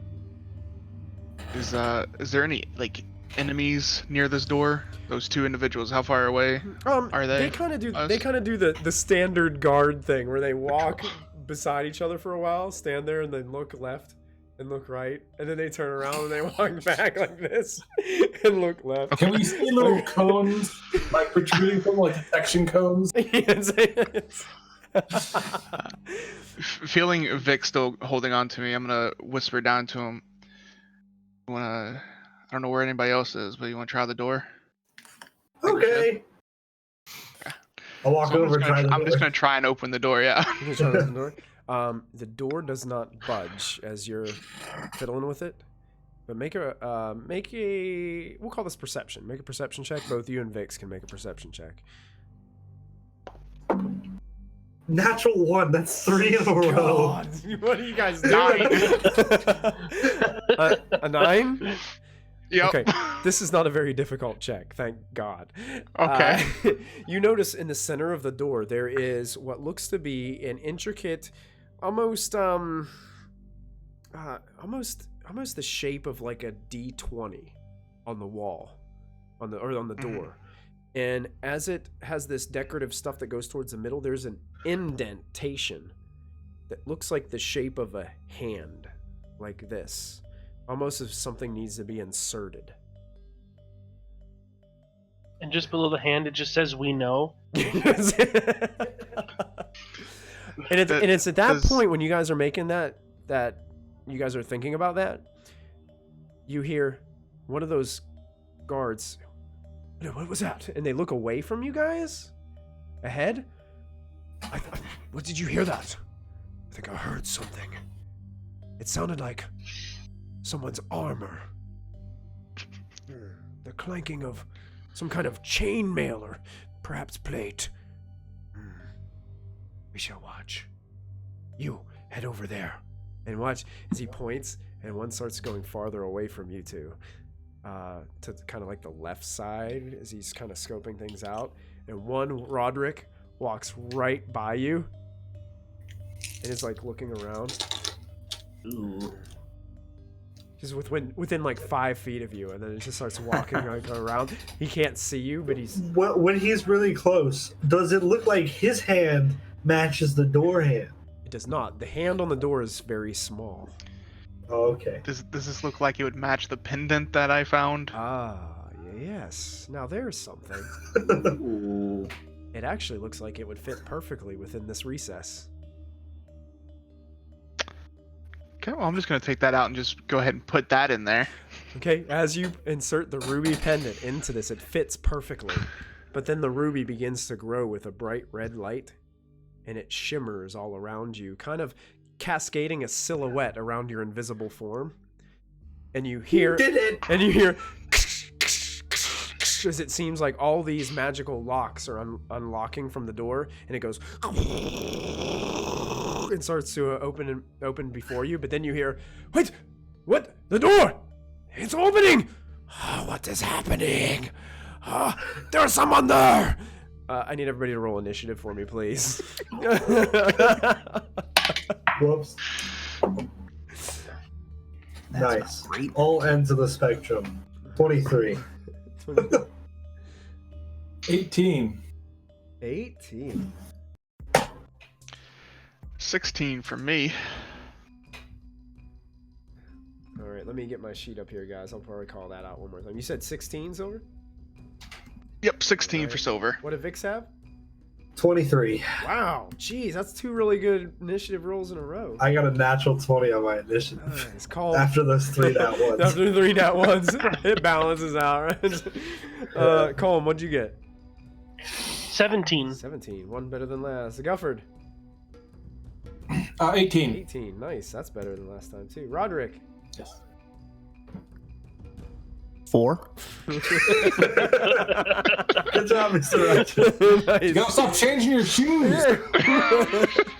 I've got to put on my fighting shoes.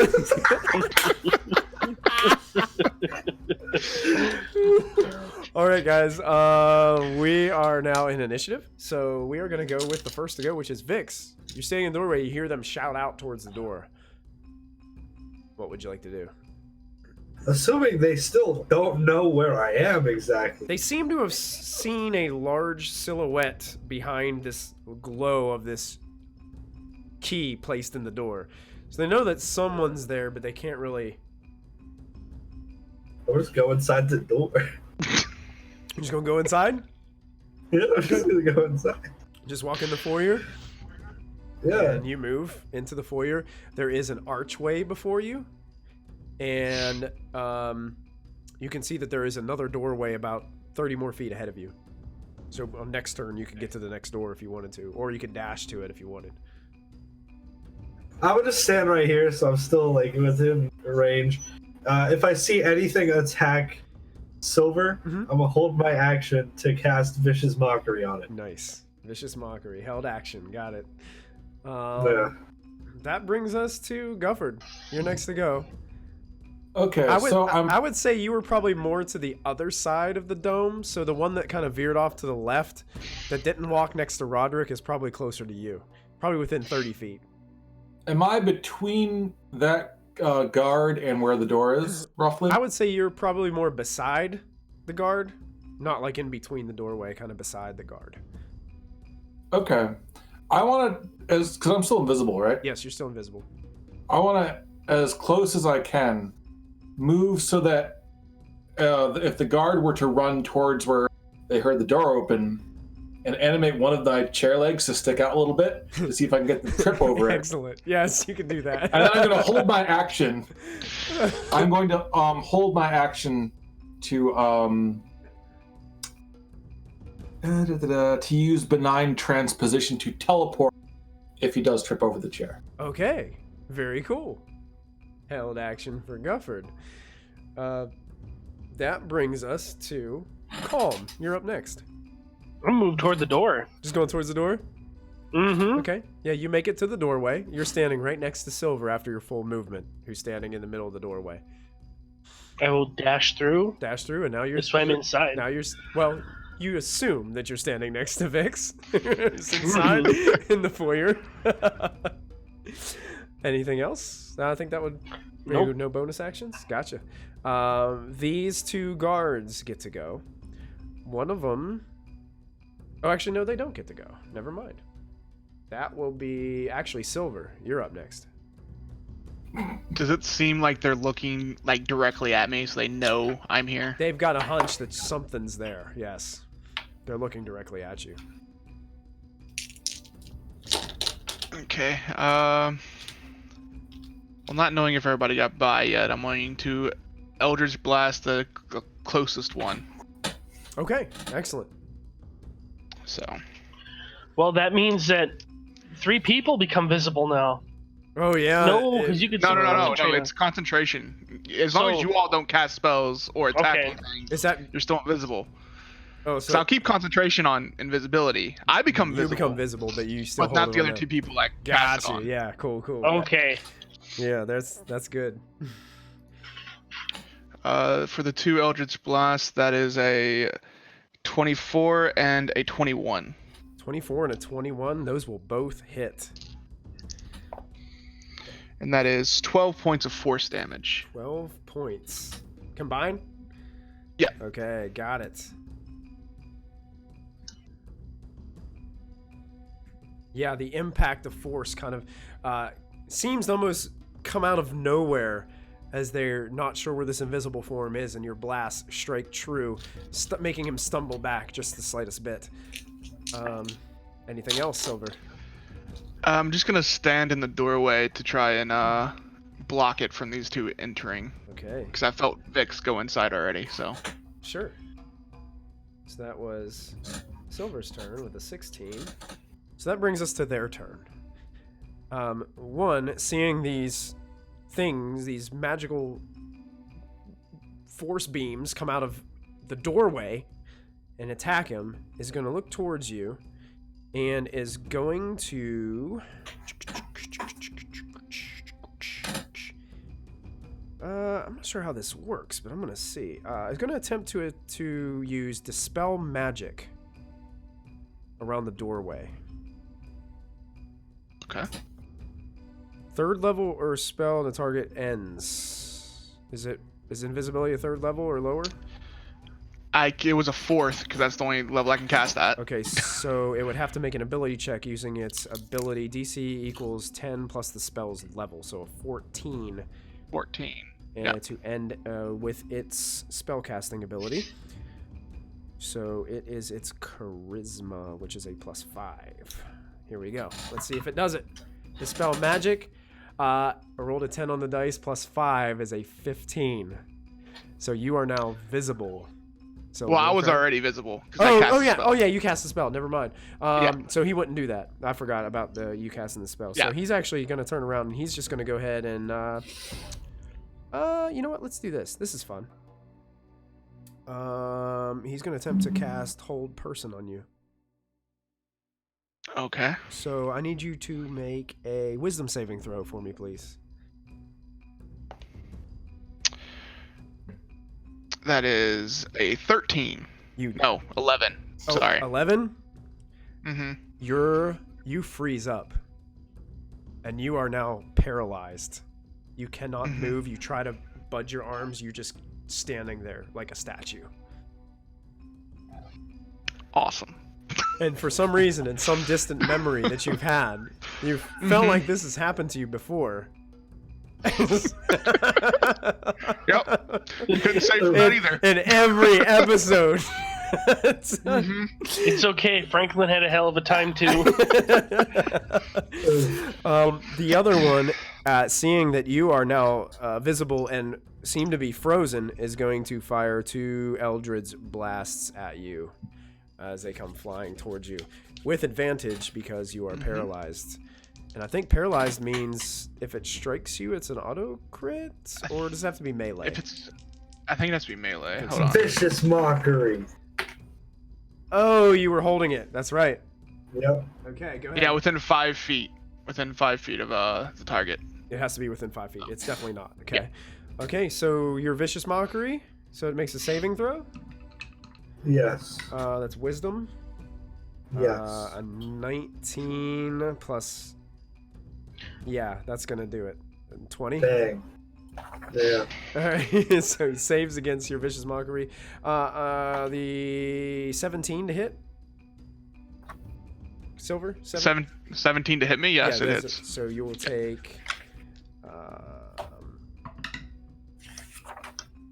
You take 3 points of force damage from the first one. Okay. And then that will definitely hit if the 17 hit. And you will suffer. Dice rolling around off my table. It seems like we're having that problem a lot tonight.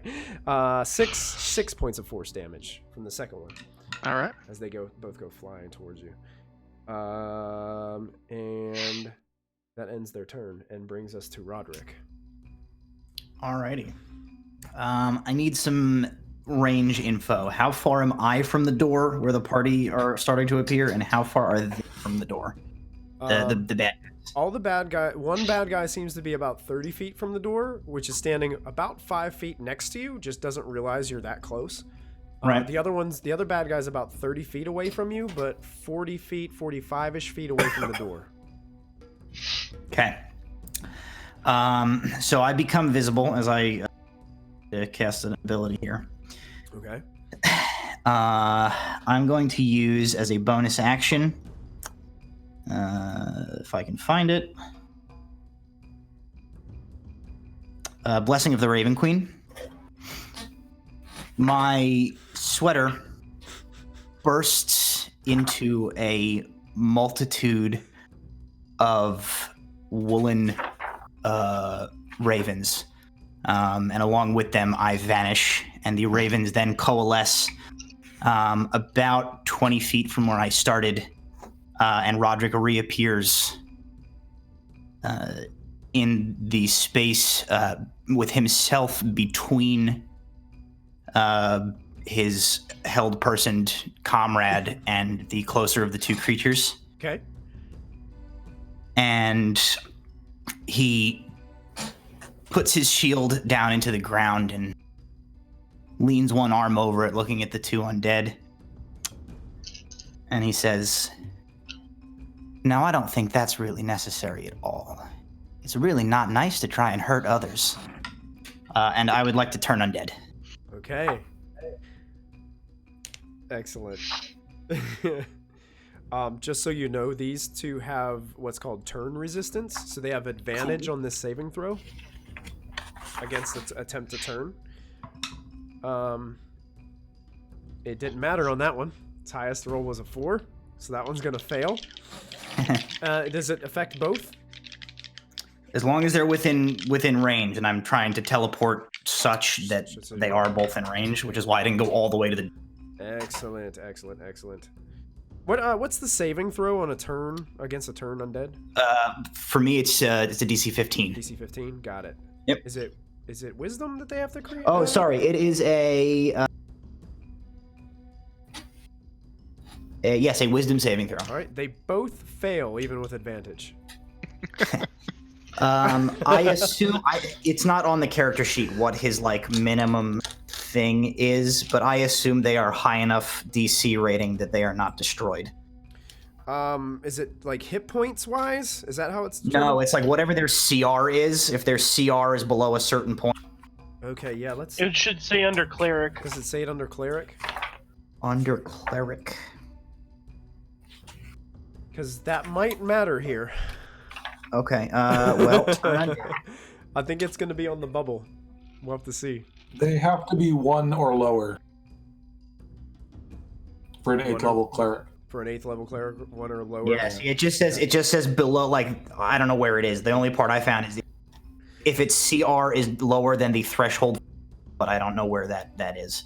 I've got a So I guess- PHP in front of me. So Yeah, he's Okay. yeah, he's got So I it. guess one or lower they are. Sure. Yeah, these do not destroy or turn to dust. Right. I figured So- not. They are, however, turned. They are turned and seem terrified of you at this moment. I think what's the effects of turn? They have to like basically flee from you, kind of like fright. So they are until they take any damage or for a minute. They must spend their turn trying to move as far away from me as they can. They cannot move willingly to within 30 feet of me. They cannot take reactions. And as an action on its turn, the only thing it can do is use the dash action to try and. So basically, run. they just run away from you. That's what they're. Yeah, They do get to repeat the saving throw at the end of their turns, correct? Nope. Nope. Okay. I don't think so. Fair enough. Nope. For 1 minute or until it takes damage. 1 minute until it takes damage. Okay. Got you. That brings us to the top of the round, which is Vix, who is standing in the foyer. Well, I'm just gonna go open the door, Okay. the next door. Vix, as you approach this door, you push in on the door, and the door seems to open without an issue. It creaks open I peek slowly. in. You peek in. You kind of sneak. You sneak in. If you're sneaking, go ahead, yeah, go ahead and roll, I'm just roll- kinda, like, roll a peering. stealth check for us. I think you're still invisible, right? No, I cast vicious mockery, That's true. Yep. So you're visible now too. but it's a 23 23. stealth. Yeah, you're able to peek in, and you see inside. It looks like this large domed facility inside. Looks rather hollow, but there are some like benches and seats placed within, made of like a dark wood or something. As you're looking, there's some torches along the walls, and there is a massive sculpture in the center of the room. And there is a figure kind of walking around the base of the sculpture. It seems to be arguing with itself. And there are also 2 other figures kind of standing on the edges of this figure as they're just kind of like watching this figure do this. They're all wearing like green and gold garbs, much like the ones outside are wearing. And this creature is walking around and just, like, I must do this. I must do it for penance. I must do it. Oh, but I need to be rid of this thing. It's just, the thoughts of betrayal. Oh, how they haunt me. And it's kind of hard to see what this figure is, but you can hear it. It's speaking loudly. It's almost yelling and arguing at itself. Just kind of close the door. Okay.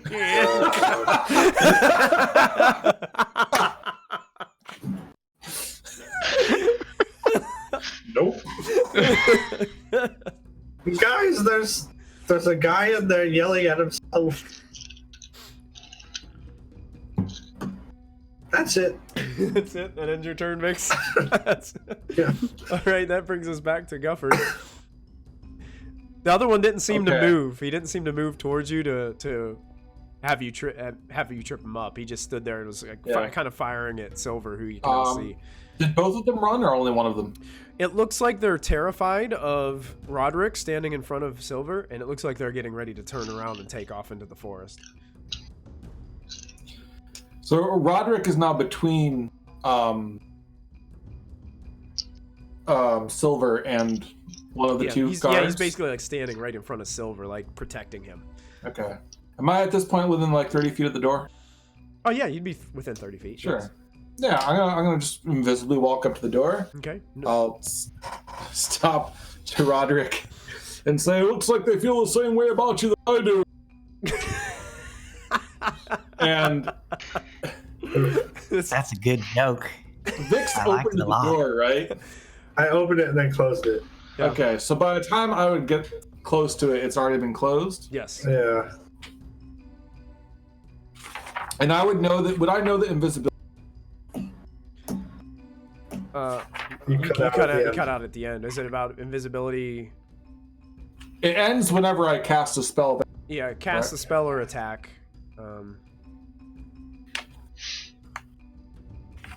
Okay.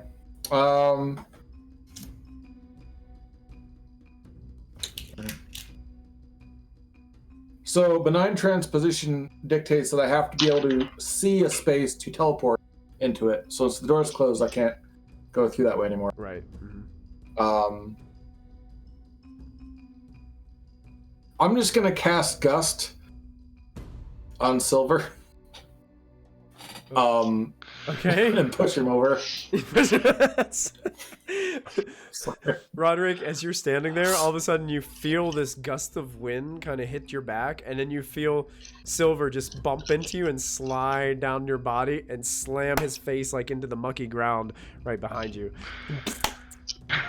I appear at that point, and I'm just like, well, come on, let's get a move it. I'm such a jerk. That brings us to Calm. Well, if there's no enemies around, I'd be like, well, we should probably go through that door. Says this invisible voice within the foyer.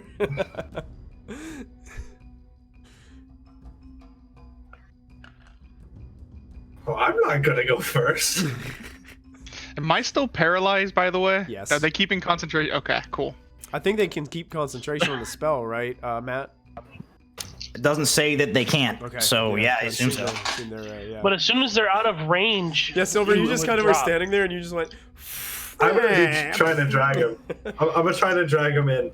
Okay. I am very heavy. He is very heavy, He is and very I'm heavy. very weak. I would say you could probably drag him about 10 feet into the foyer. Perfect. He's like leaving these streaks across the mucky ground as you're moving into this structure. Silver, you got all this dirt and this weird black ichor that's like all around this place. It's now like all over your face and hands and arms and chest, and you're not going to be very happy when you can move again. Yeah, I was probably growling too, so my mouth is probably open. So it's like, oh. It probably is. Yeah, it's. Oh. Okay. Does that end Calm's turn, or are you going to go into the room, Yep. or you just wait for them? Okay. Nope. I'm letting somebody else do it. This way I could throw a big spell in there if I have to. Okay. Silver, you're up. Mm-hmm. You're paralyzed. Yep. I believe you can make a save at the end of your turn. I don't know. I mean, I can look it up. I have hold person also. I think that at the end of each of your turns, you might be able to. At the end of each of your turns, yeah. Yeah, so you can go Okay. ahead and make a save. I believe that was wisdom. Yes. Yeah, it's wisdom. Mhm. No, of course. Nope. Nope, you're still paralyzed. 9. Still can't break these holds, no matter what campaign it is. So you are still currently held and being drug across the dirty ground by Vix. Cool. That ends your turn, and it brings us Yep. back to Roderick. Well, actually, no. All right. Actually, no. Those creatures go, and they start immediately turn around and sprinting away from you. They are now 60 feet away from you, as they are running as fast as they can towards the forest. What's the spell range on hold person? Because once they leave the range, you would no longer be held. That's a good question. Let's find out. Old person.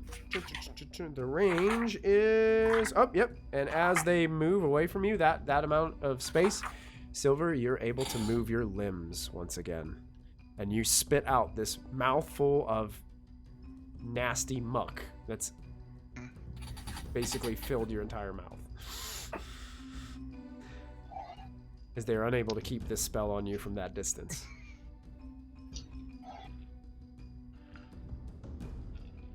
Roderick, you're up. All right. How long did you say So, that lasts? A minute? It lasts a minute. Okay, gotcha. The door that the amulet thing went into, that's still open. Like I have access where everybody else is going. It's still open, but like the edges of the door are still kind of there. So it looks like you could go in and close it. Okay. Am I the last one in? I think I am, right? I think you're the last one out there, yeah. My 4 initiative. Okay. Yeah. So, with the like mortally terrified, throat-tearing screams of terror receding into the distance from outside, this sweater-clad, vaguely smiling guy just like strolls in the door, and I'm just like, won't you be my neighbor? Hey, how's it going, everybody? I took care of the guys out there. Why don't we just... And I like shut this. There, that's real nice. All right. And How's everyone feeling? You ready to go? I'm going to take us out of initiative order, as now you're standing in the foyer. Did you get the amulet? Or did you leave it? Was I supposed to get the amulet? I assume that locks the door, so probably yes.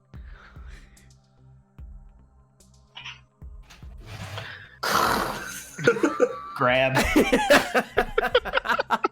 From the outside, the door just cracks open just the slightest bit. A hand just comes out and grabs the amulet, pulls it back in, slams it shut. I like to think the door opens and it's like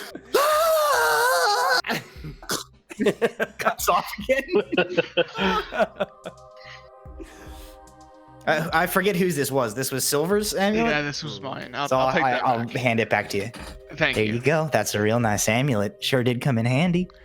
It did. Opened the door. Oh, dear. I noticed you fell down there. Did you bump your nose at all? You need a little bit of. I can fix you up if you've hurt yourself. That will be much appreciated, yes. All right. So. I know how healing spells work. I'll give you a nice cure wounds. Perfect. First level, and I will heal you for 9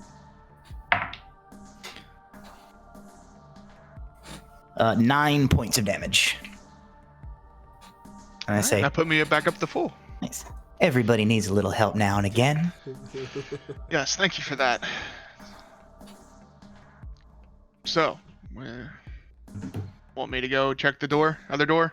Well, there's a person in there talking to himself about something I don't really know. And then there's other people too. Oh, hang on. Let me use my special peepers. And I'll use Eyes of the Grave again and see what kind of undead there might be in there. Let Powerful. me tell you, special peepers meant something.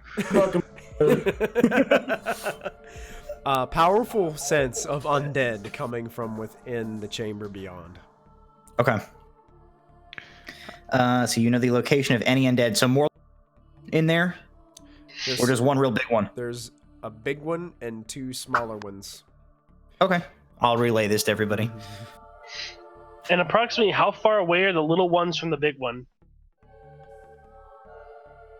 They're probably within 30 feet of each other. Like one's, if you have the big one in the middle of the room, one's like 30 feet on this side, one's about 30 feet on the other. Oh, okay. That's the sense that that Roderick is getting. Okay, so I can go up and open the door, and I'm assuming everything in here is going to be wanting to kill us, so we can try and surprise them, even though I'm pretty sure they probably know we're here. Sound good? Sure thing. Well, you know Sure. what they say. It always does pay to be prepared. So I'm just going to reach out, and I'm going to use a 4th level spell slot, and I'm going to put a death ward on Silver. Ooh, nice. The fear of death seems to escape you, Silver, as Roderick places his hand on your shoulder and speaks some calming words of assurance to you. Well, with all that heavy armor, certainly seems like you might be a little up close and personal to the danger. And, well, I'd certainly hate to see anything bad happen to you. Thank you. I quite like you, little man. Pat him on Oh, the I shoulder. like you too. I thought I was your little man. You are my even littler man, Fix. I'm sorry. Yes. Well, I guess now we know where the betrayal comes in. The jealousy comes out and Vic. This is great. You ought to be real careful with that emotion there, Vix. that type of thing summons bad guys in this place. I've already summoned one bad guy.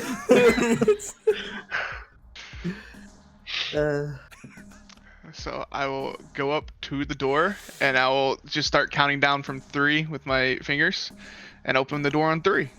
Okay. I'll place Nice. a resistance on him as he opens the door as well. Resistance on him as well? Okay. Yep.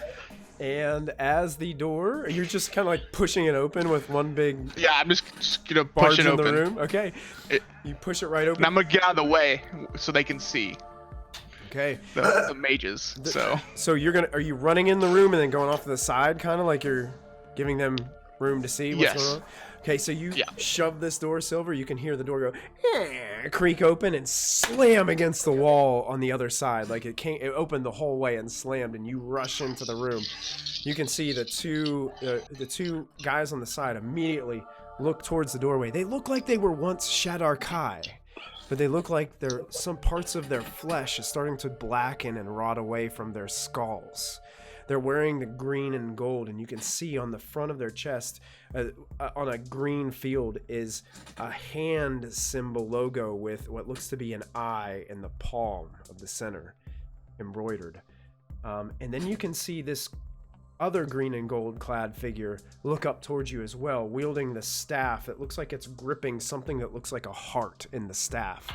And you look at it, and it has 3 heads upon its shoulders. Each of them is a skull. And it looks to you and it starts shouting, "How dare they? How dare they enter Gorieth's chambers? This is where the praise of Vecna begins. And this is where the praise of Vecna will come upon this land. You shall suffer for this." And he looks right towards you, Silver. And as you guys see this and notice this all happening, I want you to roll initiative. Hey. As you enter Goriliath's chambers.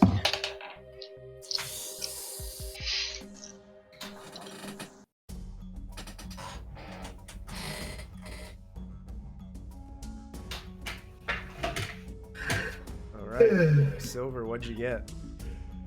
18. 18.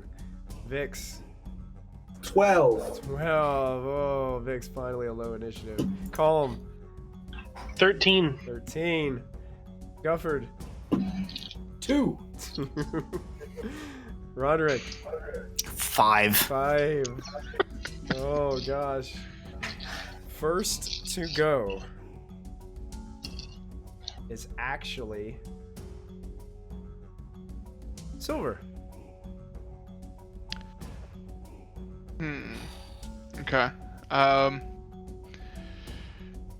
Well, I am going to go ahead and cast Armor of Agathis on myself as my action. Okay. So I get these icicle spikes shooting out of all of my shoulders and chest plate, Nice. and I gain 20 temporary hit points. Excellent. And then I'm just going to kind of like wave at the guy that was pointing at me, Yeah. and just I'm done. I'm just gonna stay there out of the way. Got you. Yeah. All right. The next to go are actually Calm. You're next to go. Really? Yeah. With a 13, I you're want. on. I want to hold my action for the enemies to clump up a little bit more. Okay. To say when they get to about 20 feet of each other, and then I'm going to drop a big spell on them. Okay. Gotcha. So you're holding, preparing, reaching out towards them. That brings us to the two guys on the outside of this, on the outer side of the chambers. Watching as Silver enters the room, and there's others in the midst. Oh,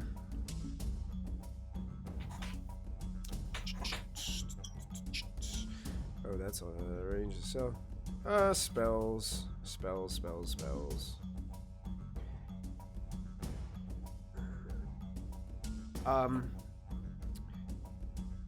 It does have the range to do this. It begins to cast one of them begins to cast a spell centered on everybody behind Silver, as it seems like this strange, dark, mystical portal kind of gateway begins to open in the midst of all you and spreads out into a 20-foot radius of blackness and bitter cold. I need each of you behind Silver. I think that's everybody except for Silver is probably going to be within this, since you guys were standing behind the door in the foyer. You're going to make a... Oh, it won't let me see that. Oh, it's a dexterity saving throw for me, please. Well, I got we're an gonna 18. 18. get a different die will real quick. Succeed. 22. 22. That will succeed. 5. that will fail. What? That will fail. That wasn't high enough? For some reason, my D&D Beyond won't let me see the rest of that spell, so I'm going to look at my D&D Beyond over here. So I'm going to look that up really fast because I cannot see it on there. Because this is a spell I don't have much experience casting.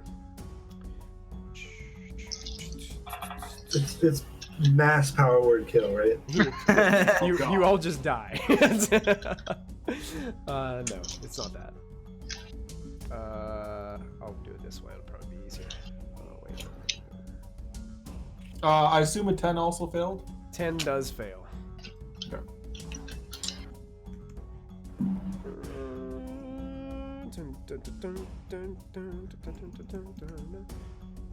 Here it is. What?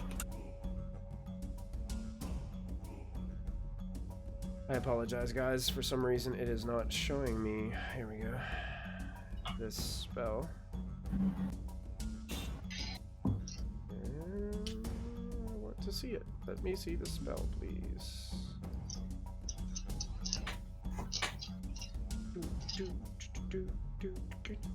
Okay, so basically, you see this region of blackness and bitter cold kind of cover this doorway behind you, Silver. And you guys start to hear like just whispers and slurping noises that are just like reaching out from this void. And it seems like no light seems to penetrate into this area as it's taking place. So basically within this area, you are all blinded currently. You can only see nothing but dark. And also, I apologize for having you guys make the dex save. You technically don't do that until the start of your turn. So I'll let you re-roll those at the start of your turn because I was wrong. What if I want to keep my 18? If you guys want to keep them, we can keep them, but we all have to keep them. I'm okay with keeping them if that's what people... You got it. That's fine. Yeah, that's no problem. No problem? Okay. So I rolled that 5. So I will hold on to your roll at the start of your turn. We'll go with that roll, okay? So the other one actually looks towards Silver and is going to start casting a spell, and this creepy skeletal purple hand just reaches out from the ground below you and tries to grab a hold of your shin. it's going to cast Chill Touch on you. And it rolls a natural 1. So this hand is unable to grasp. You're moving too quick for it to be able to grab a hold of you. And it actually moves back and kind of takes some cover behind a little bit of a wooden structure. Looks like an old, like maybe church pew or something like that. It's taking cover. The other one looks like he's just holding out his hand, kind of holding concentration on whatever this is that casted the doorway. Next up is our friend. Hey, thank you so much for the bits, Sarah. We appreciate it. That brings us to Vix. Cool. I'm blind. You're blind. And what was your saving throw? A 22. Oh yeah. So you seem to fend off. Well, let me double check. I think you might fend off the damage. One creature 5 speed, different terrain. Any creature that starts its turn in the area. Oh, it doesn't matter. If you started your turn there, you still take a little bit of cold damage. So you're going to take 9 points of cold damage. Okay. And then you may take your turn. Okay. I'm going to leave this area. Okay, you're running into the room? Yeah. Okay, you run into the room outside of the darkness. You can now see the room. Good. Is anybody close to Silver? No, right? Not right now. It looks like Silver's still about 60 feet away from everybody. This room's pretty big. I'm going to run and get as close as I can to Silver. Okay, you can do that. You can stand right next to him. Perfect. Mm-hmm. Then, I don't think I have any spells for this. Oh, wait. Maybe I do.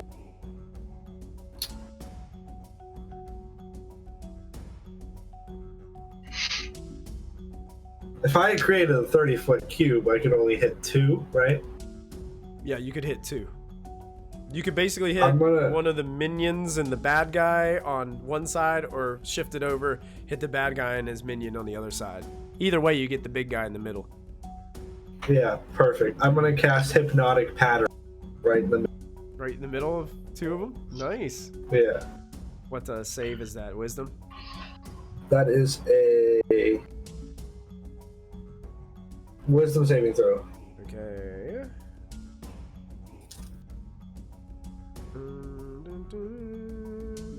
Oh, he does not have that. Interesting. Alright, Wisdom saving throw.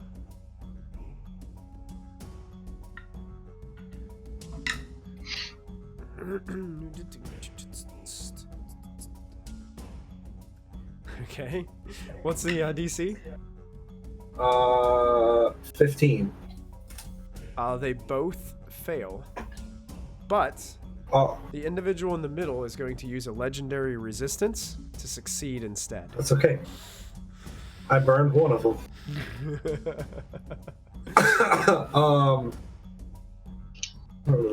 So that one person is charmed. If he can be charmed, I don't know. And the creature is incapacitated and has a speed of 0.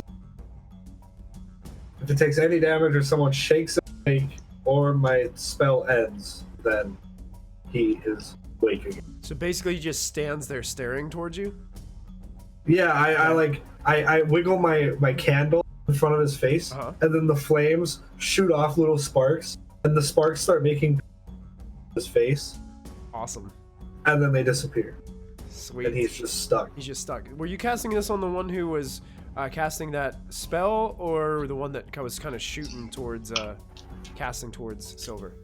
The spell, because that annoyed me. Okay. So, if they're incapacitated, I don't think they can hold concentration on a spell, can they? I would say no. Anybody? I don't know. Anybody know for sure the ruling on that? Incapacitated. Screen here. Can't take actions or reactions is the description of incapacitated. You can take actions or reactions. Yep. You know what? It's, Under concentration, the things that say that it drops it if you are incapacitated or killed is one of the conditions. So you cannot. yep, Oh, okay. that dome dissipates. And you guys that were Good. standing within it are no longer standing in bitter cold, no longer hearing whispers Yay. and slurping sounds, and you are no longer blinded. I'm gonna back up Okay. if I can. Okay. Yeah. Well, Away from people. you probably used most of your all your movement to get up to where Okay, Silver was. that's fine. So you probably don't have any movement left. That's fine. I just want to be standing behind. Okay. Standing behind something. Protect me. Nice. That brings us to our friend, Goriliath. Let me see. Double check what he has.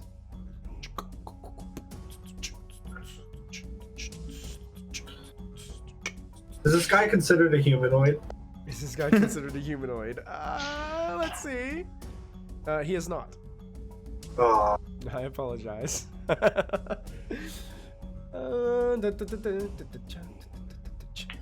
Okay, so he is going to cast.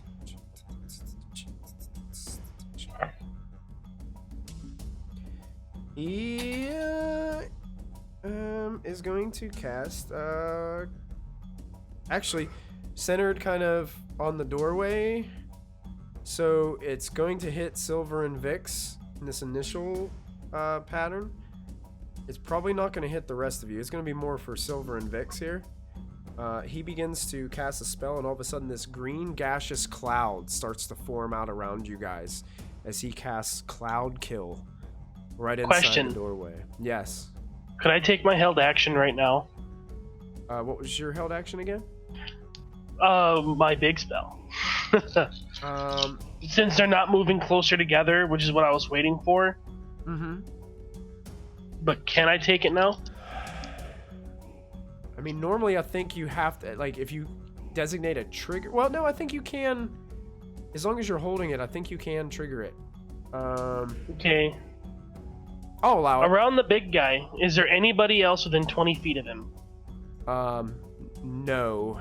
The other one's Or probably. even if he's on the edge corner of 20 feet, can I get somebody else too? If not, then I'm gonna target him. Probably the closest one is 30 feet. The other one moved even farther away and is ducking behind some Okay, cover. so that's fine. He needs to make a dexterity saving throw. Okay. He will do so and fail. DC 15. Okay, well I'm casting Colm's acid bomb, Nice. so he's gonna be taking a lot of damage. Hopefully. Okay. Why does it keep doing that to me? It keeps randomly putting in things.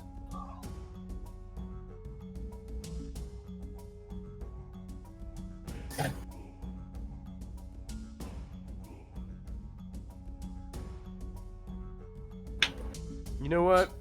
Just because I don't want to keep all these in my back pocket, he's going to spend a legendary resistance to succeed instead. Okay, so he takes half. He's going to take half. But I'd rather take half than take all of this.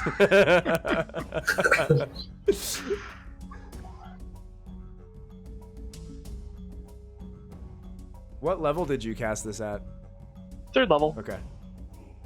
So that is 45 points of damage 40, before he halves it. 45 before he halves, so it's Mhm. 22 points of damage.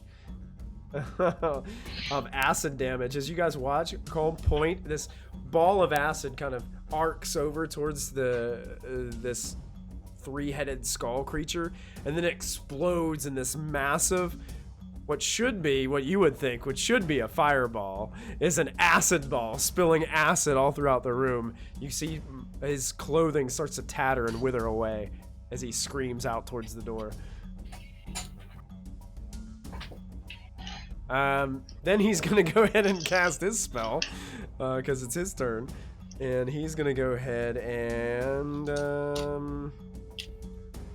he's gonna go ahead and cast Cloud Kill. So Silver and Vix, I need you guys to both make a Constitution save as this greenish, yellowish fog starts to just emerge all around you. with this terrible sulfuric kind of smell to it. Dang, are you Do sure? I still have resistance? Yes, you do. That's good.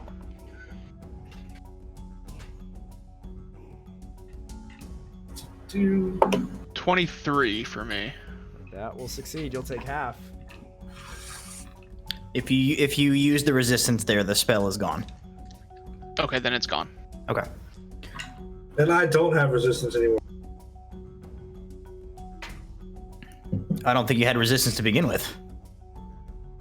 You can only have it on one person.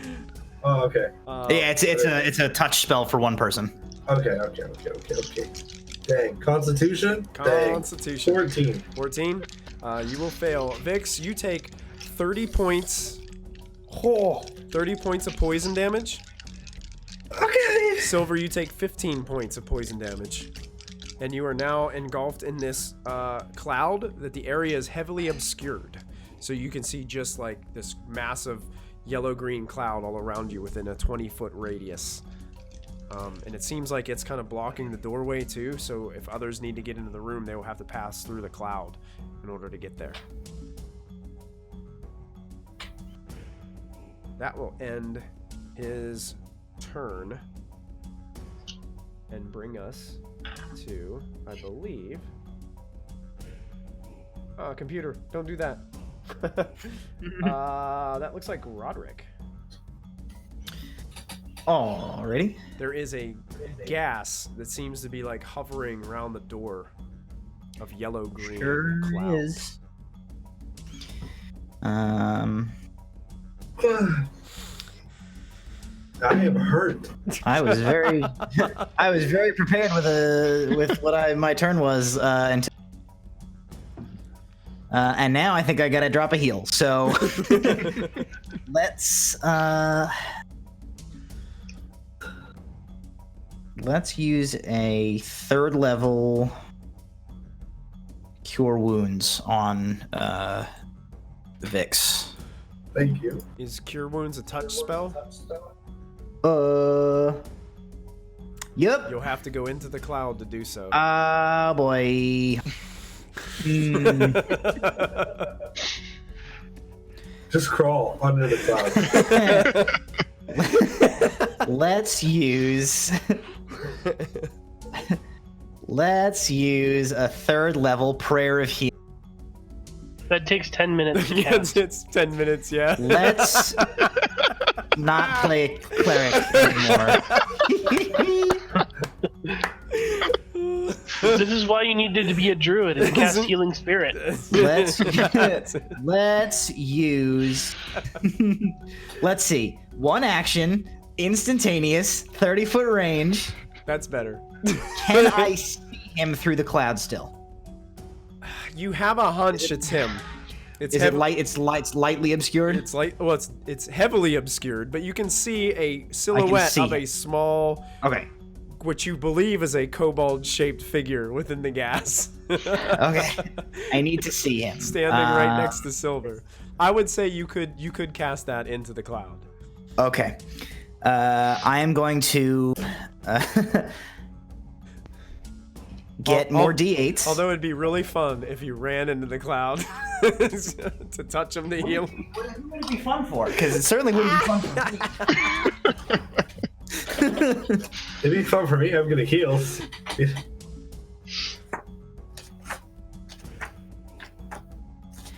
Okay, so I am going to use life transfer. Ooh, interesting. Fun fact. Okay, so you heal for Vix. You heal for 22 points of damage. Whoa. Okay. Nice. I take that damage as necrotic damage, but I am resistant to necrotic damage Oh, so you're gonna as a say grave half. domain cleric.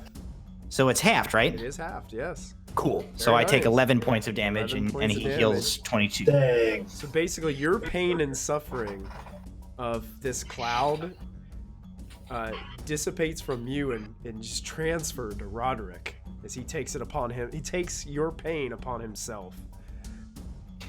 And you feel Dang, much Mr. better. Rogers, that's deep. sometimes it's just hard to do things on our own, and you need a little help from your friends. Matthew says to check because it says he heals double for life transference. Check the rules for some reason. He's saying that You sacrifice some of your health to enter the creatures. You take necrotic. Twice the necrotic I take. So you heal like 1,000,000 hit points. you're probably already you're probably back to full. I'm at max. You're back to full, and I take am at 11. max. Nice. Thanks, chat. I was almost dead, and then I was yes, back thanks, up. chat. Back up to the top of the list. Yeah, it was 40 something hit points. Yeah. Very cool. Awesome. That's all I'm gonna do because I don't want to walk into the fart cloud. Hopefully somebody can do something about that. That brings us to Gufford, who's also standing outside of the fart cloud. So Gufford, he Gust of starts wind. doing some motions. I can use gust to disperse it. You could, yes. So he's gonna start preparing to cast an acid arrow until he sees this giant acid bomb go off, and he puts it down. And he's just like, "Show off!" Gust the cloud away. Yeah. I could have done that if I wanted to. So The accomplishments of others don't diminish our own.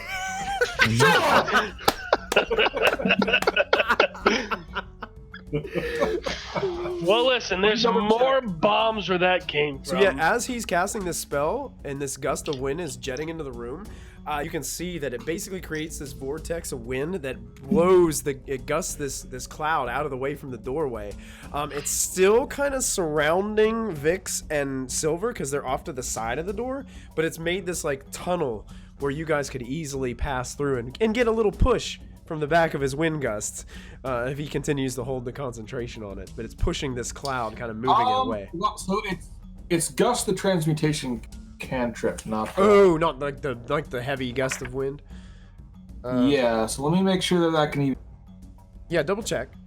I'm sure you could push it away a little bit, at least so you guys could get in the door. Small blast of air. I don't know if that can actually be used to disperse clouds. But I can. How deep into the cloud are they? He basically centered the cloud on them, so they're right in the middle of a 20-foot radius. Okay, so they would need to move. They quite a would bit need to move their out. entire movement pretty much to get out of it. You guys can hear him coughing inside.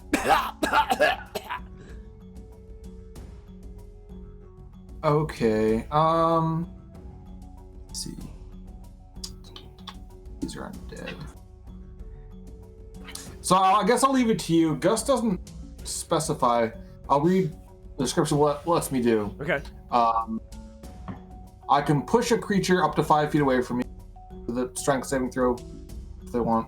I can create a small blast of air capable of moving one object that is neither held nor carried and that weighs no more than 5 pounds. Okay. The object is pushed up to 10 feet away from you. It isn't pushed with enough force to cause damage. Here's what I'm gonna do. Here's how I'm gonna roll it. So you cast the gust. It makes enough for enough room for like a medium humanoid to make its way into the room without having to travel through the gust, because you're kind of right on the edge of the gust anyway, where the door is. So basically, you've opened up a little path, but you can see that it's going to seep back into there if everybody doesn't run past like immediately on their turn. Okay, I'm gonna go through it then. Go through it. Yep. You make your way And into go the right room. outside. Yep. Okay. So you're kind of to the left as you come in. You can see Silver and Vix heavily obscured within that cloud to your right. Excellent. Anything else?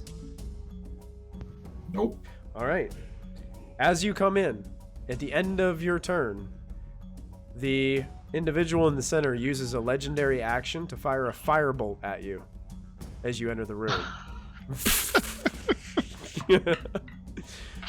Igniting the cloud and killing everyone.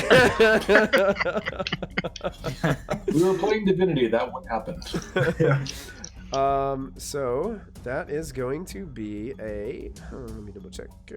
Oh my goodness, a 22 to hit is probably going to hit you. Yes. So you're It does. as you're struck with this, you are going to take. That is. Let's see what his spell casting is. Something over there. So that is 15 points of fire damage as this firebolt slams into the side of you. And then he just laughs. Why are you doing this? We need to get out of here. We need to take this message away from here. They have found us. Shut up, I'm just toying with them! And it seems like the 3 skulls upon his head are just arguing and talking to each other. That brings us to the top of the order with Silver. And I believe at the start of your turn...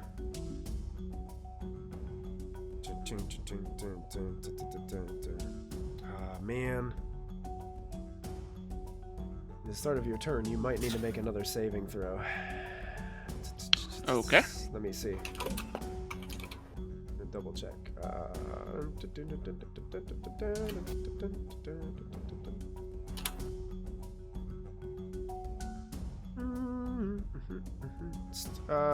Feet away from you at the start of each of your turns. Rolling on the surface, grab the right.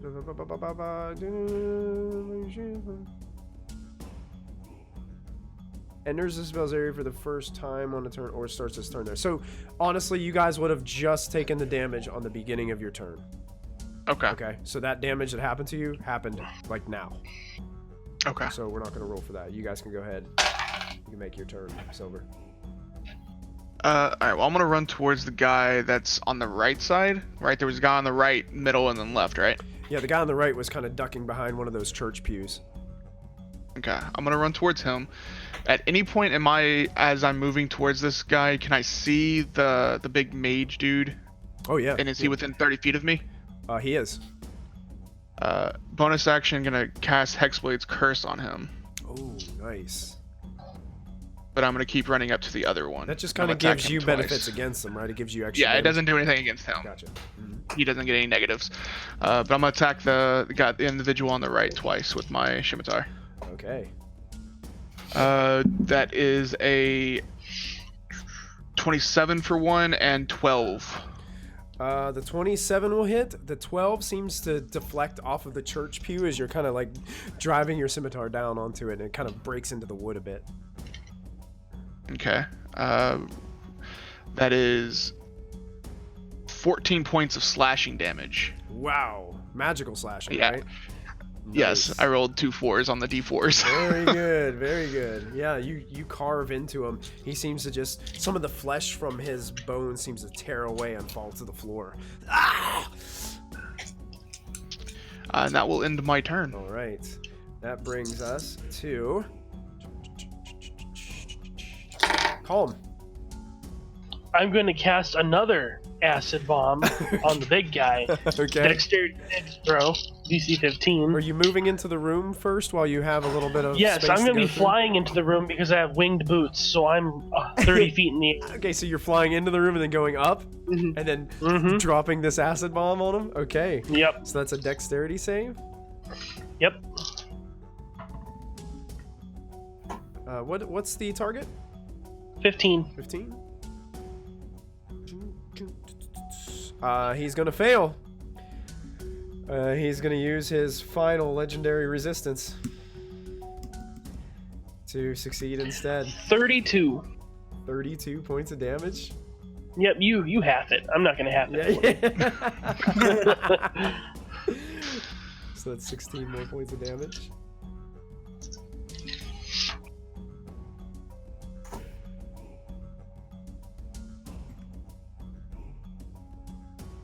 Alright, yeah, so acid continues to explode within the room and boil away at his what's left of his flesh and his robe that he's wearing. You can see the green color is starting to turn this terrible brown color as it's being withered away. we're gonna have one naked boss here in a little bit as you guys continue to drop acid on everything. It's not like it's my favorite damage type or anything.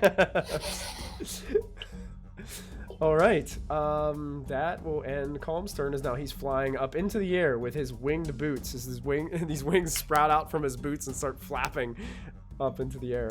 I've got 4 hours of flight with these, so.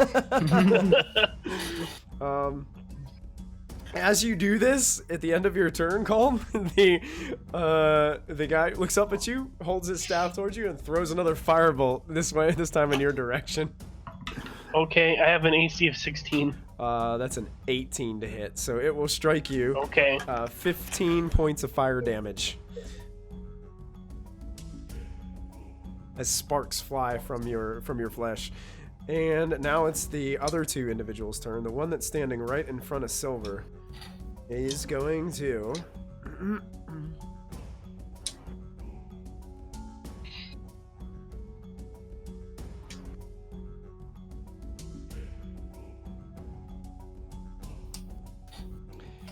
I'm going to cast Arms of Hadar on himself. So you watch as these nasty black tentacles start to just emerge from him and starts lashing all around. One of them actually takes the church pew and smacks it across the room. It goes flying and rattles. Each creature within 10 feet must make a strength saving throw. Silver, I need a strength saving throw from you. It's a 14. That is a 14. That will succeed.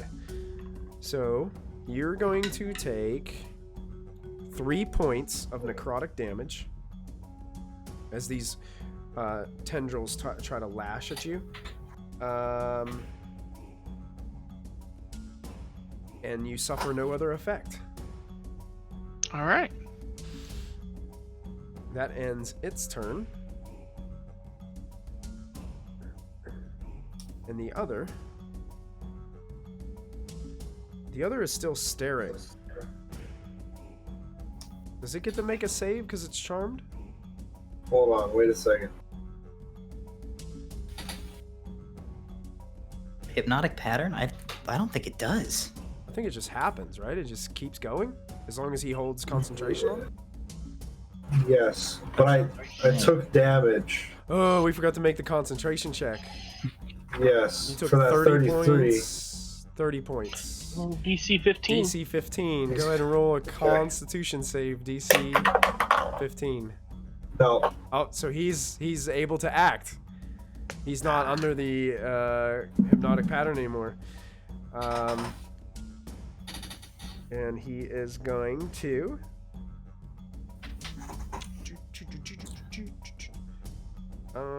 put his hand on his chest and vanishes.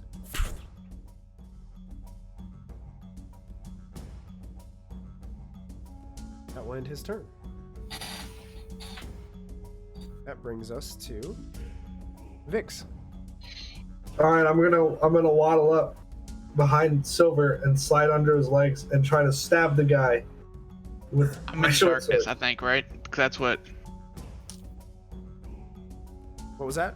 Hunger of Hadar, I think, puts darkness all around me, It was right? Arms of Hadar, not Hunger. Oh, okay. Arms of Hadar. Arms is instantaneous. Hunger is Yep, hunger. Yeah, this one's not concentration, so it's already it's Was that a melee spell attack then? Or no, that was a save, it's wasn't a it? save, yeah. Because it's everyone within 10 feet at the time, but you were the only one, so. Yeah. All right. Since I'm a small creature, I can go between his. So I'm gonna slide under his legs and stab up at the guy. Nice, do it. I'm a kobold, so I get pack tactics. Pack tactics, yes. That will be a 22 to hit. That hits. Roll damage. I am going to use my bardic ability, Psychic Blades, Oh, psychic blades. dealing 3 extra d6.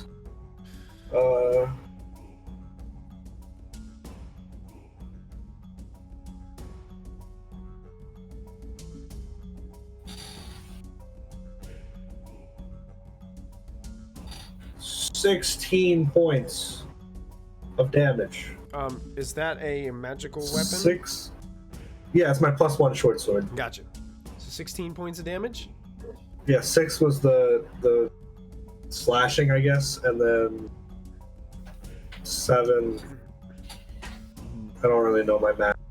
Well, anyway, you slide under Silver with your sword and drive up into this creature's gut after these tendrils seem to dissipate, and it almost catches him by surprise, and he looks down towards you and he says, this black kind of ichor starts to ooze out of his mouth. Ooh. He's still alive, but he looks in a real rough shape.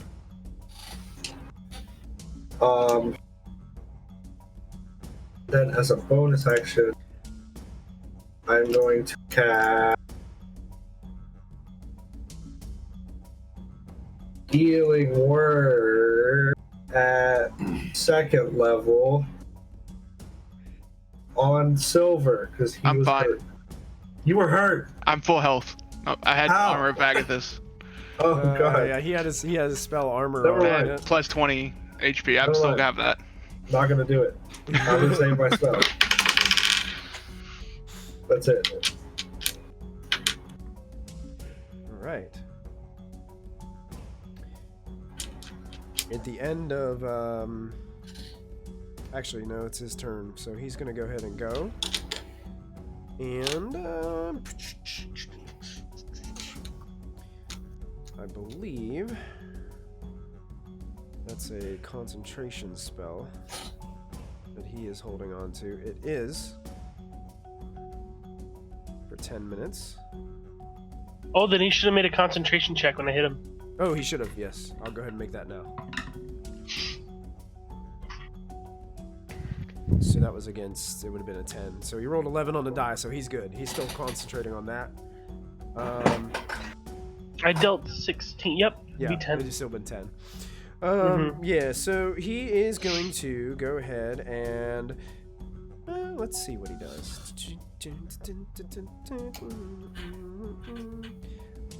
He moves closer to Silver and Vix by about 15 feet away from them.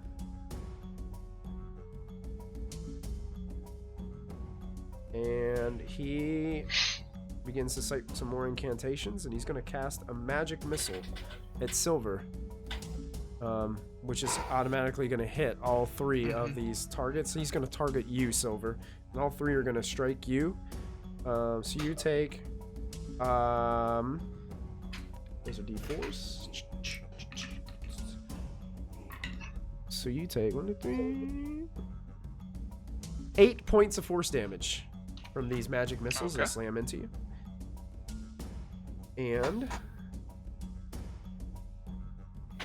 he's gonna hold on to his cloud as it continues to kind of drift around in the midst of the room. Okay. That ends his turn and brings us to Roderick. Okay, I'll use my movement to get past the cloud kill before it closes back up. Sure, you moved into the room. Mm-hmm. Yep. As a bonus action, I at 3rd level, I'm going to cast a mass healing word.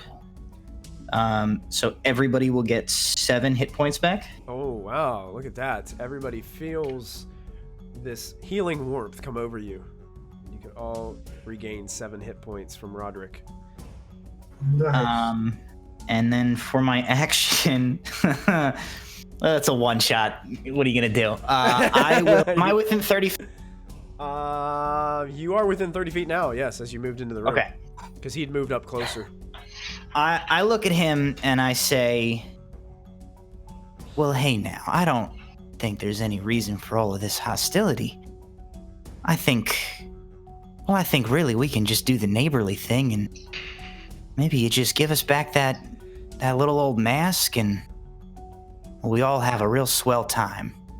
And he's going to need to make a saving throw as I am casting Fast Friends. Oh, really? Yep, we are fighting him, so he has advantage. Oh, okay. Yeah, I gotcha. It is a DC 15. Let me see what kind of save it is. DC 15 Wisdom saving throw. Wisdom save, huh? Yep. What's the effect of this spell?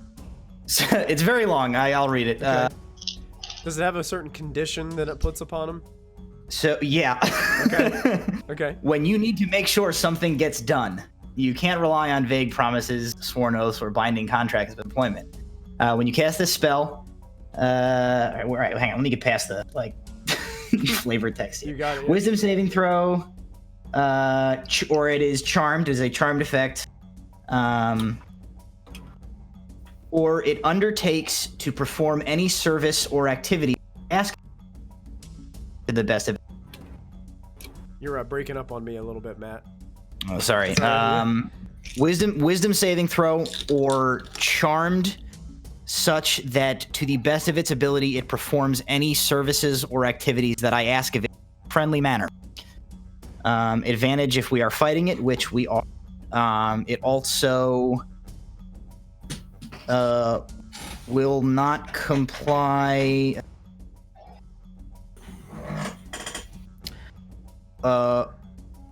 Or if it conflicts with the creature's normal activities or desires, the creature can make another wisdom saving throw to try and end effect. And that's it. Okay, I'll let you in on this information. It failed its save, even with advantage. But Okay. as you are casting this spell, you get this cold sensation come over you. It's almost like if you start to feel like, oh boy, I don't think that this creature can be charmed. Okay. Because it doesn't seem to respond to you at all. It kind of looks more over to your direction and says, you can't take this from me. It's mine. I've earned it. I deserve it. Oh, well, I hate to say this, but I do think we are gonna take it from you. But, well, I was really just hoping that we could do this the polite way. As you say the polite way, he reaches out his staff and he tries to use a legendary action at the end of your turn to cast a firebolt at you, but he only rolled an 11, so he misses you. And it seems like he's getting even more frustrated at you, and all his attention, all three heads, are kind of staring at you, Roderick. All right. Well, I'm done. And he said, after he cast this, he's like, wait a second. You're one of those Shadarkai.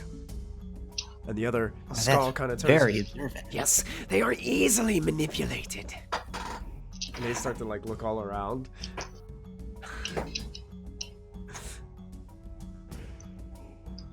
And that brings us to Gufford. So I just saw Colm take off with winged boots and throw another giant acid bomb in this. So Gufford is very angrily shuffling through his spell book in his lap there. I conjure a tidal wave on top of the guy. Tidal wave.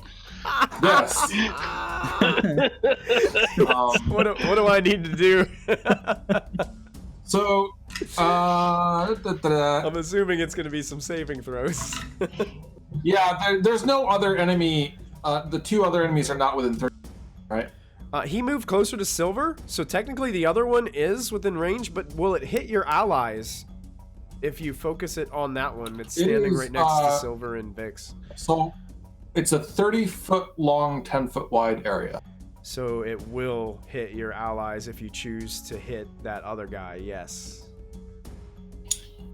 Did you say there was some kind of a fire in the middle of the... There are torches and stuff lit around. Okay. How many of my allies will... How many of your allies would it hit? Yeah. It would hit Vix and Silver, who are now currently in melee combat with that other guy that you... Looks like Vix is holding his sword into his gut, and it's sitting there almost impaled on Vix's sword underneath Silver. He's like...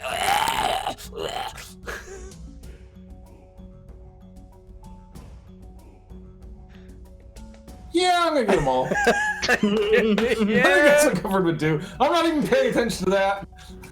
So that's I'm trying to shop the other wizard. so that's a dexterity saving throw. It is a dexterity saving throw for every creature in the area. Okay. So Vix, Silver, you guys got to make it too. 10 for me. What kind of save? Dexterity. So Silver's gonna fail. 21. 21. Vix I'm is pretty can dexterous. succeed. The guy that Vix that you're stabbing fails with a natural 1, and the boss Goriliath is going to fail as well. yes, cool. So everyone who failed is knocked prone Okay. and takes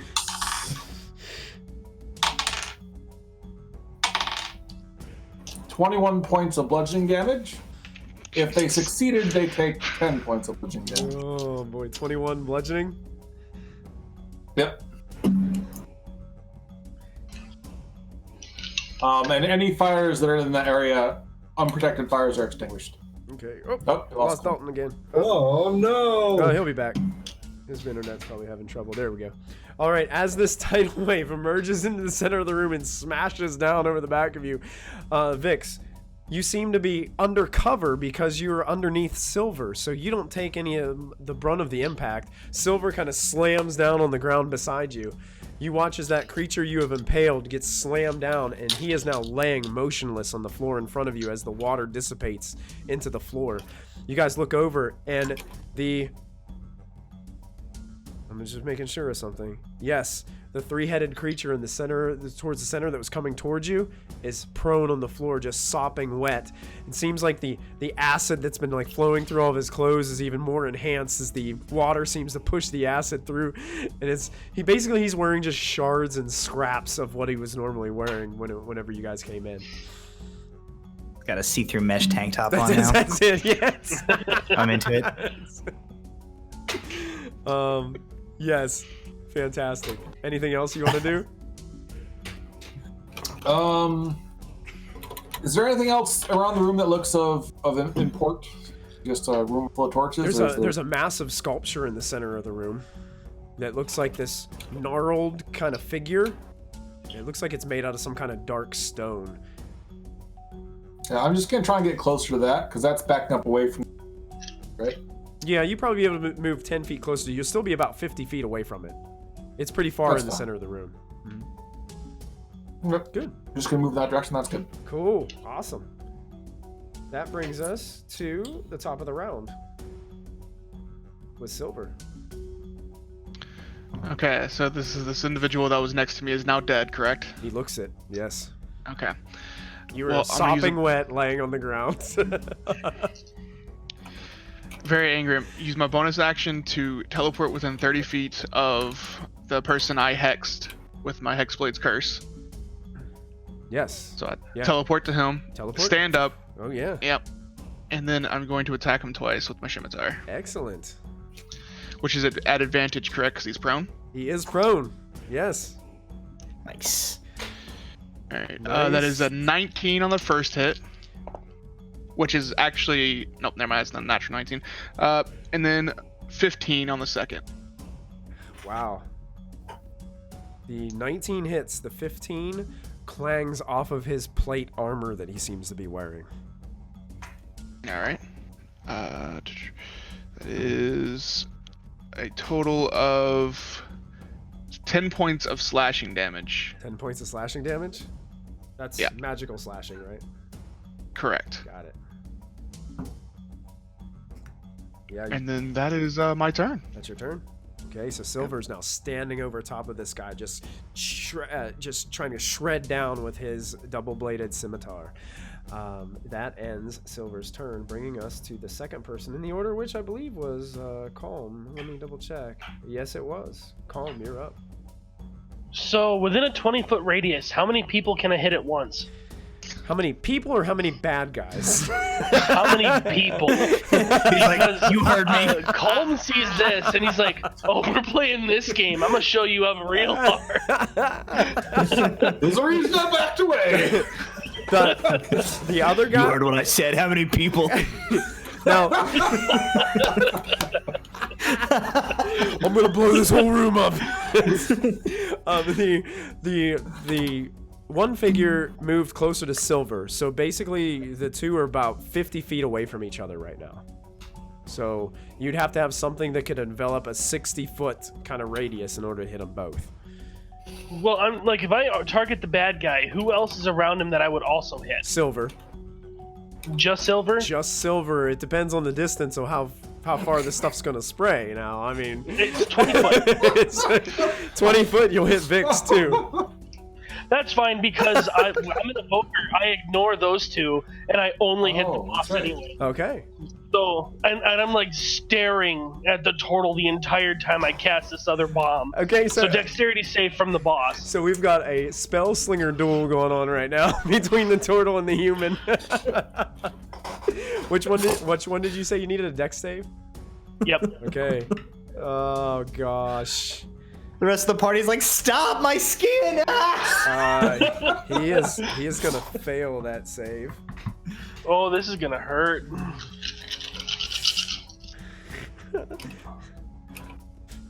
Fellow Chucker, eh? Oh my god, I rolled it really, really Wow. good. 42 points of damage. Gosh. That's acid, right? Yeah, Wow. That's As all of my 3rd level slots right there. he looks awful after what spell was that again? Calm's acid bomb. And you aimed it somewhere else so it would just hit him, right? Is that what you were saying? Like when it exploded, No, it just no. got the edge? It exploded on everybody, but because I'm an evoker, my intelligence modifier +1, I could shape the spell You so can it misses. shape it. Nice. So as this thing And that's what I explodes did. and envelops him, there's this weird bubble that appears around Vix and Silver. It's strange. It's like you were protected by some kind of weird shield. And as this acid dissipates, it just runs down this weird kind of shield, and it didn't affect you. But you can see that guy that you're standing above is like sizzling, and bones are just missing now, as he's almost pieces of him are just withered away and just sizzling down there beneath you. And then I just go, that's how you not hit your allies. Oh, God. And that's the end of Calm's turn. Are you moving or doing anything else? I'm gonna move further into the air. Further into the air. Okay, so you're flying up. Yep. You get probably about to the ceiling as you move up one more strand. So you're That's fine. probably about 60 feet up or something like that. That's fine. I have crazy range, so Okay. At the end of your turn, panicking, the guy that's on the ground is going to use a legendary action to basically crawls under between Silver's legs, and then stands and moves like the rest of his 10 feet, and he can do so without provoking opportunity attacks with his legendary action. And then he's kind of like running away towards the sculpture in the center of the room. He looks tattered. I must get the visage. I must deliver. Quickly. You should have ran when you had the chance, you fool. Shut up. And there's like all these heads like are arguing with each other about what they should have done. So that's the end of Calm's turn, which brings us to him. And he is going to...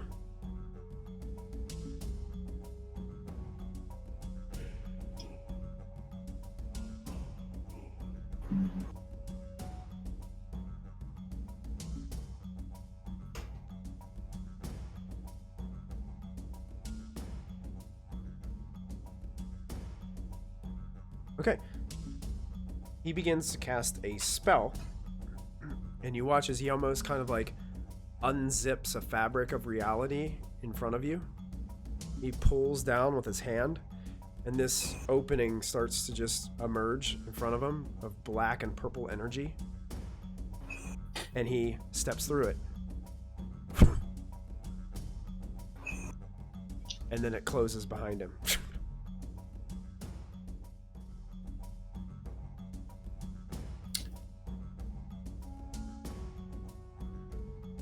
As a conjurer, do I recognize this spell? Go ahead and make an Arcana check with advantage. Ah! It's not that good. 18. 18? Yes. You do recognize it as a conjurer. Looks like he could cast Dimension Door. And he was able to teleport. And you know the limitations of that spell. It doesn't mean that he teleported somewhere else. It means he was to be able to teleport within a nearby area. And it definitely looked like he wanted to get towards to the statue. It didn't look like he wanted to. Well, he was going in that direction, but then decided to vanish. Okay. You can see at the base of the statue, surprisingly enough, it hasn't been hit by a whole lot of acid, so there's still like parchment and books and papers and stuff like lying all around it, like in piles around the statue as you guys kind of get closer. Are we out of initiative then? What's that? Quick question. How far can you see in here? Because he can only teleport to a range that he can see. Not with the Dimension Door. I think it's a place that he's have seen or is familiar with, right? I am pretty sure you have to see it with You dimensions. can actually dictate just a distance and a direction. Yeah. Even if you've never been there. Yeah, it says you can say 200 feet straight downward. And It's one of those spells that you don't need to be able to see. It's one of the good ones. yeah, it's Good one. Oh, yeah, one of the ones where you teleport. Yeah, this one you don't need to see. But you could say, hey, I teleport 20 feet up, and if it's like into a wall, you take like a massive amount of damage. And stuff like that. So it can be dangerous. Alright, so Guffer's gonna call it. I know that spell, he's not that far! Okay. That ends his turn and brings us to... that's Vix. There's nobody else here. There's another Right? there's another guy on the other side of the room who cast that big Oh, he's dark visible speed. again. Yeah, yeah. Well, oh no, he's not. Or did he cast a spell? He went invisible. Yeah. He went invisible. Yep. You don't see anybody, but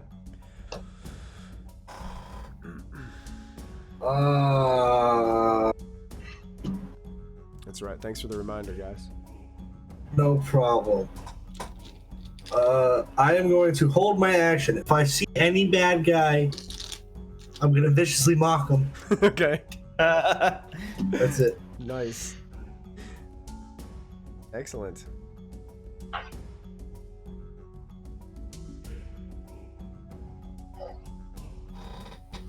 Okay.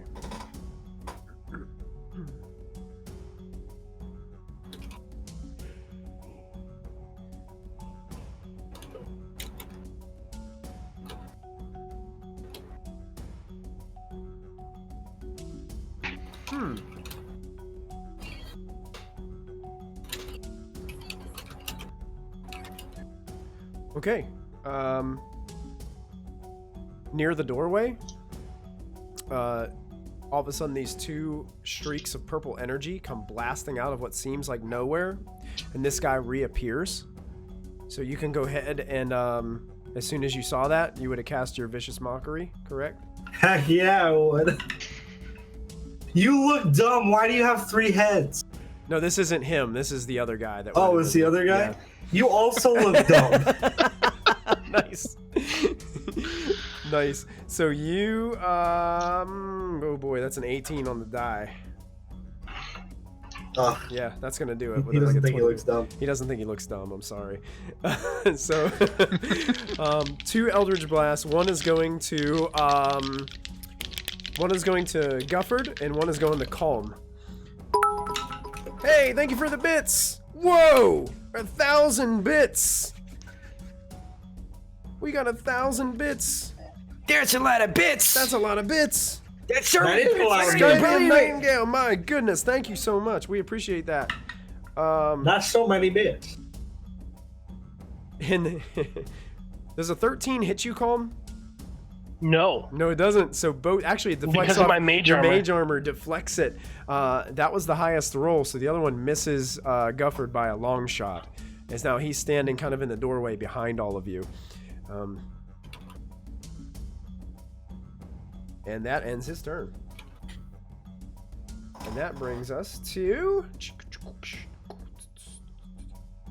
we're back to Roderick. Hey. Hey. Well, just checking in, friends. How's everybody? I'm only missing 10 hit points. Silver's a little hurt. No, not even. I am okay-ish. I'm missing like 8 hit points. So Silver's feeling a little hurt. Mm-hmm. All right. I can't imagine. Why. Yeah, I know. I don't know why. Hey, I didn't hit you. You were in the range. No, you didn't. I think you guys have done more. You did. I think you guys have done more damage to yourselves than my bad guys have to you. It's true. I will. Ooh, no, I won't. I'll head over to. Oh, that cloud has dissipated. That was in the room. Okay. I will move over to where Silver is, lay a hand on him, and cast Cure Wounds at first level. And give him back... could be better. 7 points of healing. 7 points of healing. Roderick rushes over and speaks those soothing words to you once more, and you feel the warmth of his healing come over you. I say, all right, well, we better get on our way and get after that 3-headed gentleman, or he's going to make off the thing we need.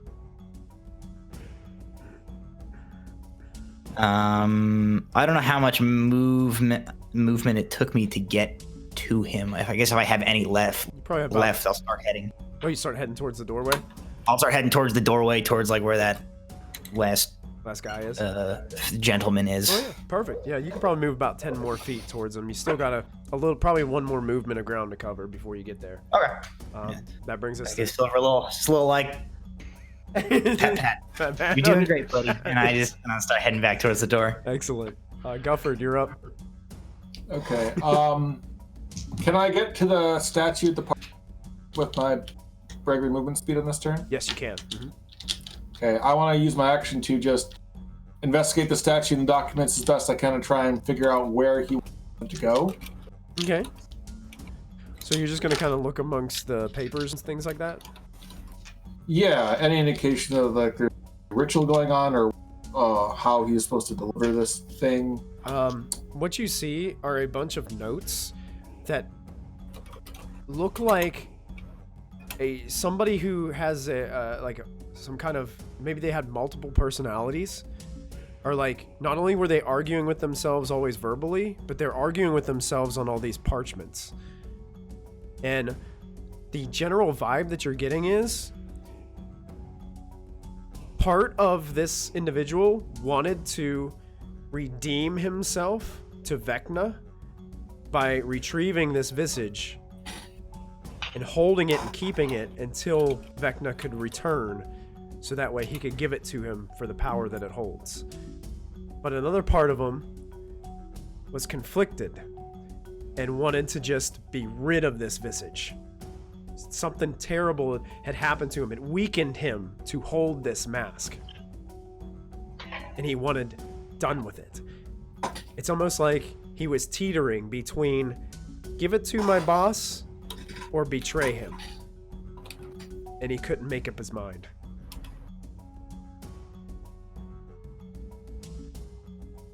And there's no sign of him inside the dome. No sign of him inside the dome? No. Okay. How tall is the... How tall is the dome? Yep. It's like 60 foot. Calm's up there like floating with his shoes up near the top of the center, looking down at this sculpture. I'm gonna yell out to Combe. Get down here! Okay. We need to find this guy. He might have left it. He might be outside the building. Okay. That brings us to the top. Silver. Is there any other rooms or anything like that, or any other doors that are inside this place that I can see? There seems to be a door in the back of the room. It's kind of like the end of the dome. There's another wall that's kind of just a straight wall, and it has a door at the end. Kind of like if you were in a church and they have like a door off to the side where like an office space would be or something like that. Seems like there's one of those towards the back of the room. Okay. I'm just gonna run over to the guy that's still here that I can see. And I'm going to it. Is he within 30 feet of me? Can I get there with my movement? Yes, you could. Alright, well, I'm just gonna attack him 3 times then. Okay, running up to him. Yep. One is okay. That's really bad. 2, a 3, and a 9. So that's it's an 18 is the highest, and the other 2 are an 11 and a 12. Okay, the 18 is the only one that hits as you come up to him. You would have normally hit him with the other 2, but there's this like purple energy that kind of zaps off of him. You can tell that he has some mage armor on himself. Okay. That is an 11 points of slashing damage. 11 points of slashing. Yep. And that will end my turn. Okay. Right, so Silver slashes through him, and that leads us to our next up on the initiative order, which is Calm. I'm going to cast Expeditious Retreat on myself Okay. as a bonus action. Nice. And then I'm going to fly toward that next door. The door in the back of the room or the front of the room? Back of the room. Okay. How fast can you move with your retreat spell? I still only move 30, but as a bonus action, I could use an additional dash action. I can't do that this round. Okay. But you can do it next. So I can only move 60 feet right this round. Okay, 60 feet could get you down there towards the door from where you're at. Could I open it? It wasn't closed. It was kind of a little bit ajar. What's in it? You see an old desk, some more like papers kind of strewn about. It looks like a mess, but it looks like it's just a small office space. The simple desk and a chair, and But nobody is in there. no person or no individual. Okay. Okay. And your turn? Yep. Okay. That brings us to Vix. Sorry, one sec. There's a guy here, right? Silver's fighting right now? Yeah, there's a guy Silver's fighting. Yep.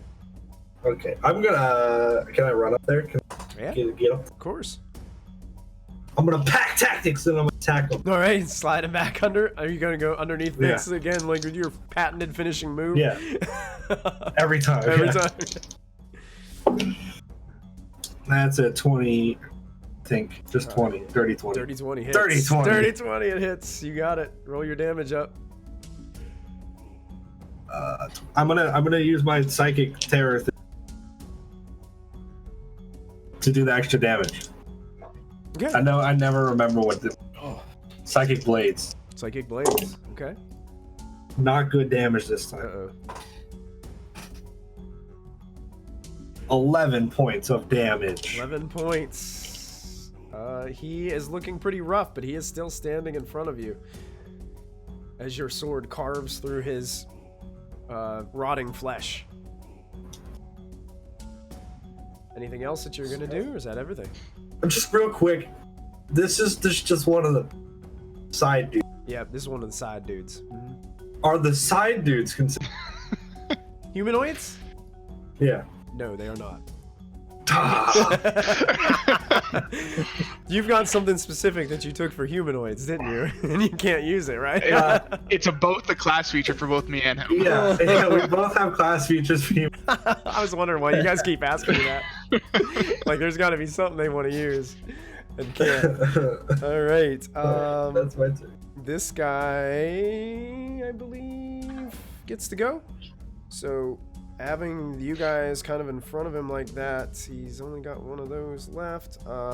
Since you guys are both, he's going to do the same thing the other one did and does the arms of the arm spell again. I need you guys to make strength saving throws as these tentacles lash out from him and start to try to whip at you. 13.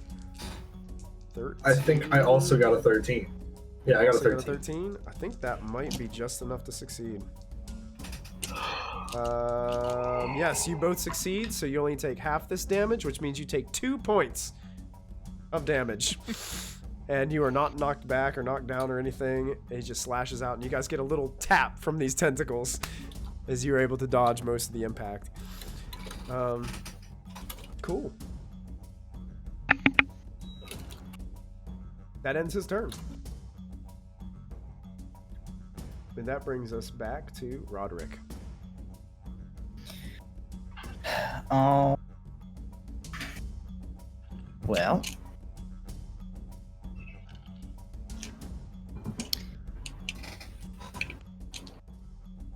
I might be in a position where I have to do nothing with my turn. No, you know what? Here's what I'll do. I'm gonna cast Bless. Bless. I will start channeling Bless, and I'm gonna put Bless upon the 2 wizards Oh. and the warlock. Oh.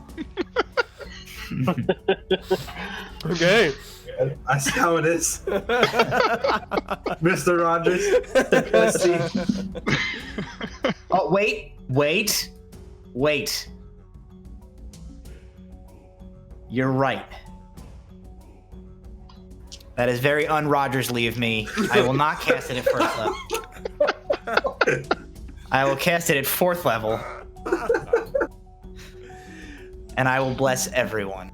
Oh, you are a blessing to everyone. Thank you. I would not let anybody be left out. Everybody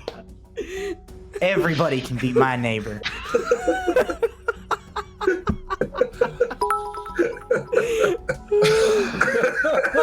I'm crying right now. You guys all win. You all win D&D. Everybody. It's been fantastic. This has been one of the best one-shots ever. I'll move a little closer to the door, but that's all I can do. Thank you for the bits, Skythen, for the Mr. Rogers blessing of everyone. You're moving closer to the door? Yep. Okay. Not close enough to get in within melee combat of that guy. Gotcha. Yep. Perfect. Making my way that way. You got it. Gufford, you're up, and you feel mighty blessed by your friend Roderick. Okay, there's only one exit to the sea, correct? Seems so, yes.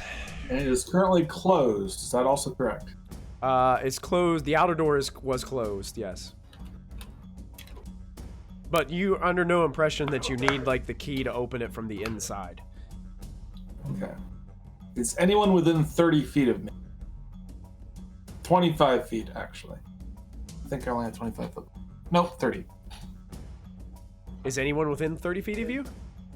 Yeah. I mean... Is there anyone else that's that close to the statue? Well, Calm is... No, I'd say Calm is a little bit farther back, because he was inspecting that other room. No, I'd say probably not. Everybody else is more towards the front door right now. Are there any other rooms or places that this guy could have hidden? Site? As you look around, it doesn't appear so. I mean, it's just kind of an open dome.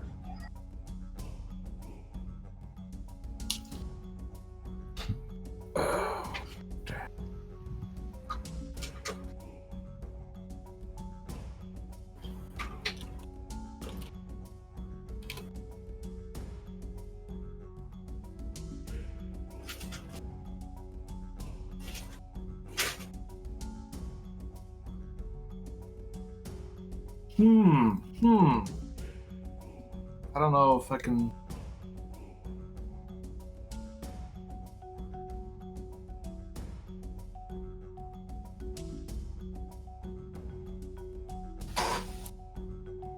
I'm going to cast Dimension Door and try to teleport to the top of the dome. Okay. Cool. Very So cool. I want to teleport, so I'm going to end up on the very top of this dome on the outside. Okay, so you Same thing, kind of break through this fabric of reality, move through the door, and you appear on the top of this stone mucky structure as you're standing there, looking over the landscape. I'm looking for any sign of this. Make a perception check for me. Okay. Super good at those.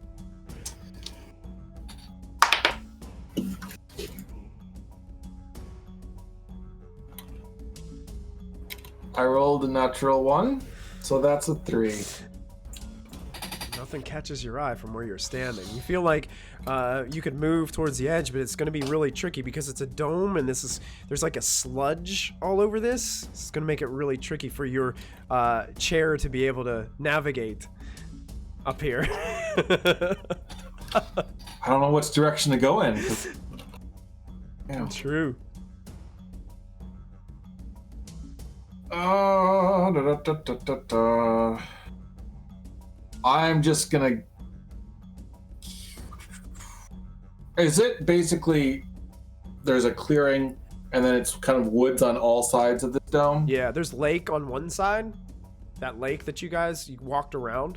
There's the lake, but it's an immense lake, pretty much as huge. But then the trees start to form a little bit up the hills, and then they get thicker as they go up. If I were to move 30 feet down the side of this dome, would I start sliding? Would you start sliding? Yeah. You think you would. Okay. And you would be like instantly on a sled. I want to move in the opposite direction of the lake. Okay. Until my chair starts sliding, and then bonus action Misty Step. Perfect. When I get close enough to the ground. Okay. So that I can Misty Step safely to the ground instead of sliding down the building. Okay, you do so. And as you get to the ground, you're kind of like, if you imagine the dome, here's the front of the dome, you're on the left side of it. And the right side is where the lake kind of comes up. And that's that's my turn. and your turn, Governed. And it brings us to Silver, standing in front of this other guy inside the room. Just gonna attack him 3 times again. All right. That's a 15, 15, and a 17, so... 15, 15, 17? 24. 24 on the 15s. All of those are going to hit. Okay. As he's spinning the scimitar, connects with all 3 attacks. 5. It's 11 on the first. It's a...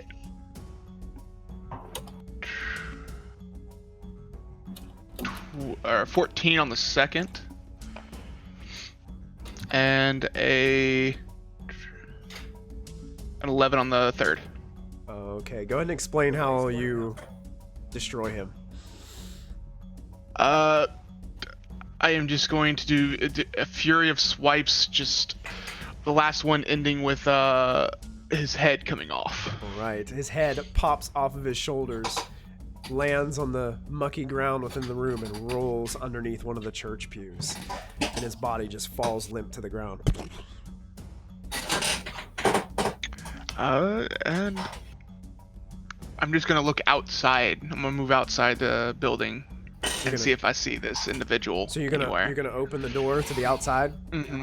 As you open the door, from the side, he appears. He just tilts around.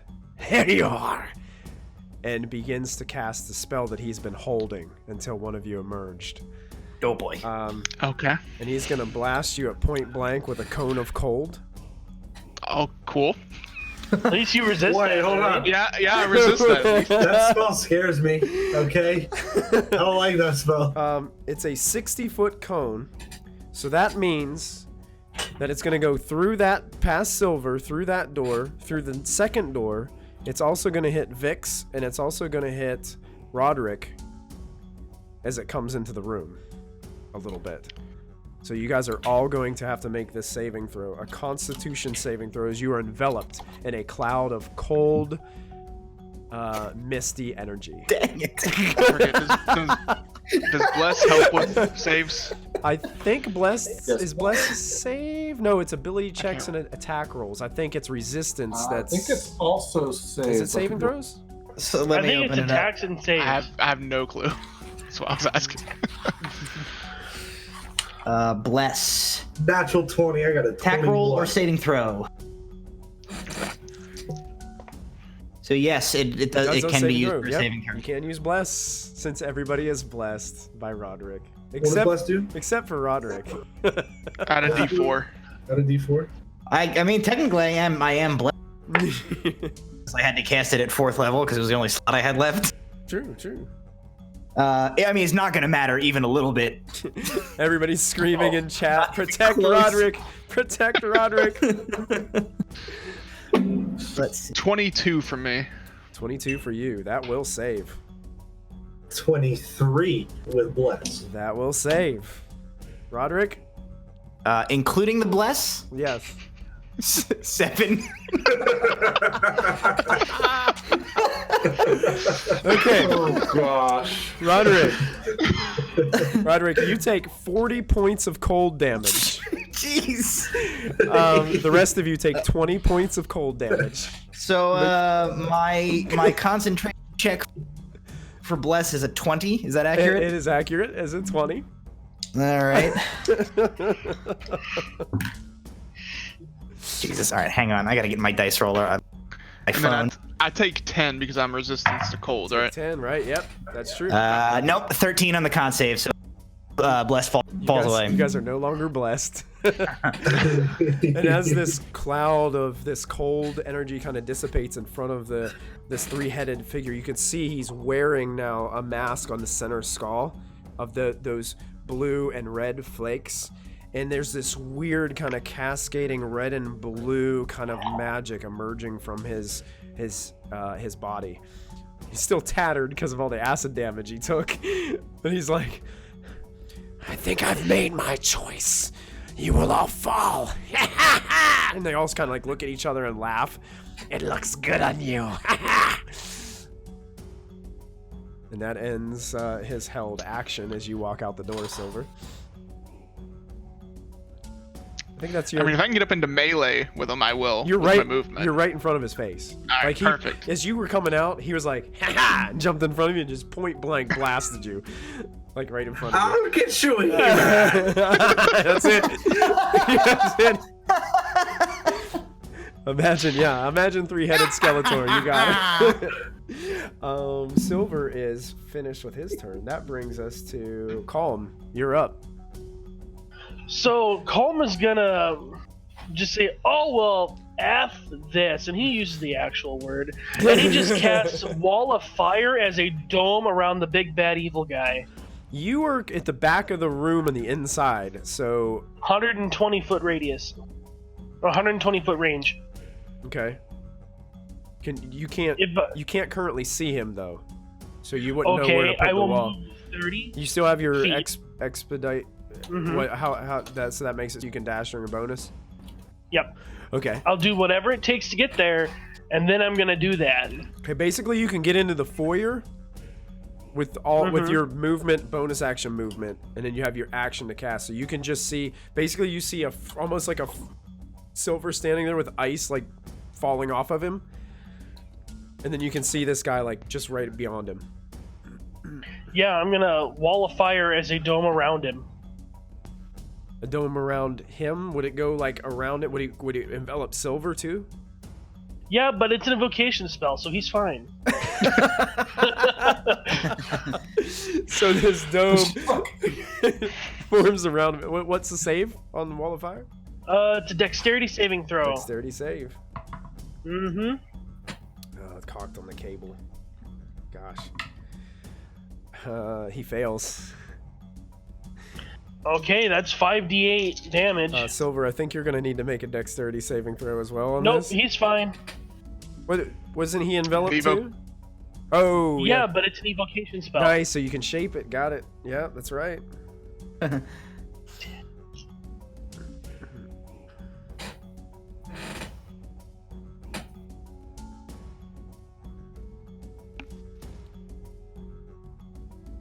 24 points of damage. 24 points of damage. Fire Nice. damage Would you that he can't resist from me. would you describe for us how you defeat him?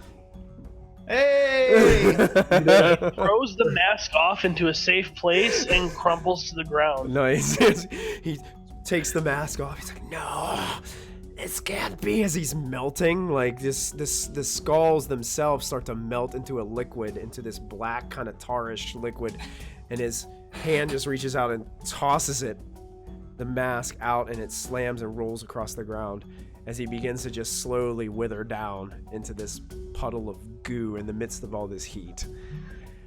And I'm just gonna hold the spell there because I'm gonna make sure that he's dead. Okay, gotcha. It continues to burn on the inside. I'm burning! For a minute. For a minute. We're- And that takes us out of our combat encounter, folks. Vix really, really, really, really likes costumes, so Vix is going straight for the mask because he just loves costumes. Would I have heard or seen this from where I am outside the building? You would have heard it, yes. There's a big wall of fire. Yeah, you can see a plume of fire out there in the front door. Yeah, you'd be able to get there, no problem. Okay. So I'm basically gonna move as fast as I can Sure. instead.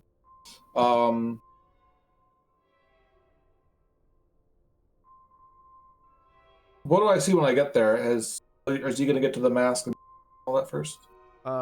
Well, currently there's a dome of fire that seems to be blocking most of their way out. Silver's having to kind of like squeeze up against the door area to kind of just get out from... Silver's probably the closest to the mask at this point. I see inside through the fire, or does it just look to me like there's a bunch of fire blocking? There's a lot of There's fire a lot of going on fire right going there. on right there. Yeah, That's like basically all I can see from the outside is a bunch of fire It's blocking just the like door. a dome of fire like in front of the door. Silver's kind of squeezing out from it a little bit. I'm gonna shout, "Don't worry, I'm coming!" and cast Tidal Wave again. Oh, under the fire? I don't know what's going on. Okay. I didn't think that would put it out. Yeah, he's splashed. So this tidal wave comes crashing over the fire. Silver, make a dexterity saving throw for us, please. God damn it. This is not a tidal wave coming down the hallway, right? Not down the hallway. No, he's kind of like Okay. wiping across the front where Silver's Because standing. I gotta tell you, that might have killed me.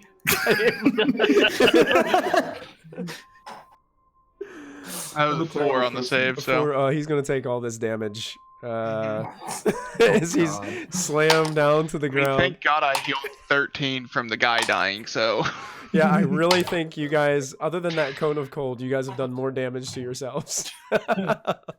23 and not 23 bludgeoning, and you're knocked to the ground again, and you're still sopping wet and cold. okay. And then do I see this guy's body? What's afterward? left of it? Yeah, it looks like just a burnt, gooey pile of whatever that is lying there in the middle of... I point my pipe to the body and say, "Ha! Gotcha!" Is the fire still going? Like, does the Yes. tidal wave put it out, or can it? No. It's magical fire. It's still there. Oh, really? Oh, okay. I come up next to Colm and I say, you know, sometimes our anger can feel like a fire, and we don't feel like anything we'll do can put it out, but sometimes you just gotta let it go. Drop the fire! I want the pretty mask! How Can I much get longer do pushed I have through on the the fire? spell? It only lasts a minute, right? Yeah. Yeah, it would. I mean, within just a few moments, it'll wear off, and you're. We've got to finish our quest, and We well, got about 15 seconds on this spell before I can drop it. let me just say, well, it's a good thing my sweater's red. No, it's okay. I can make it ignore my allies. It's more like a deep gray.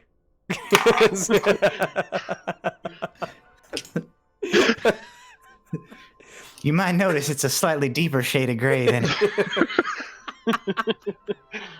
That's because a lot of the blood that was in old Roderick's on the.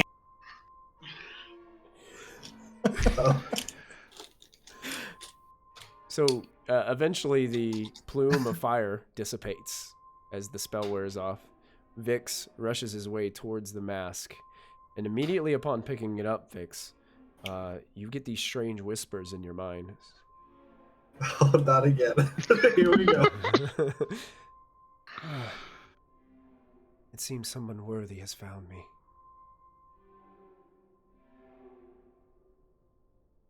Who? You don't need them anymore. Just take me back yourself. Huh?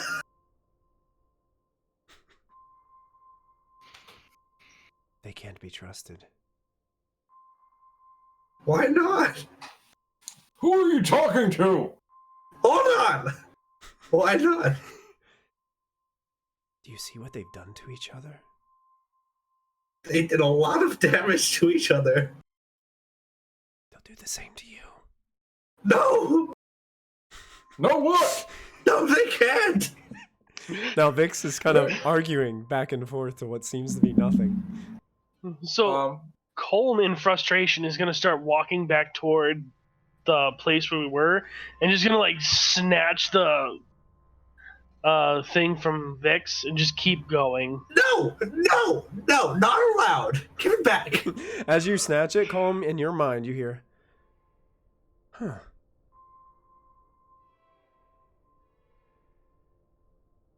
You know,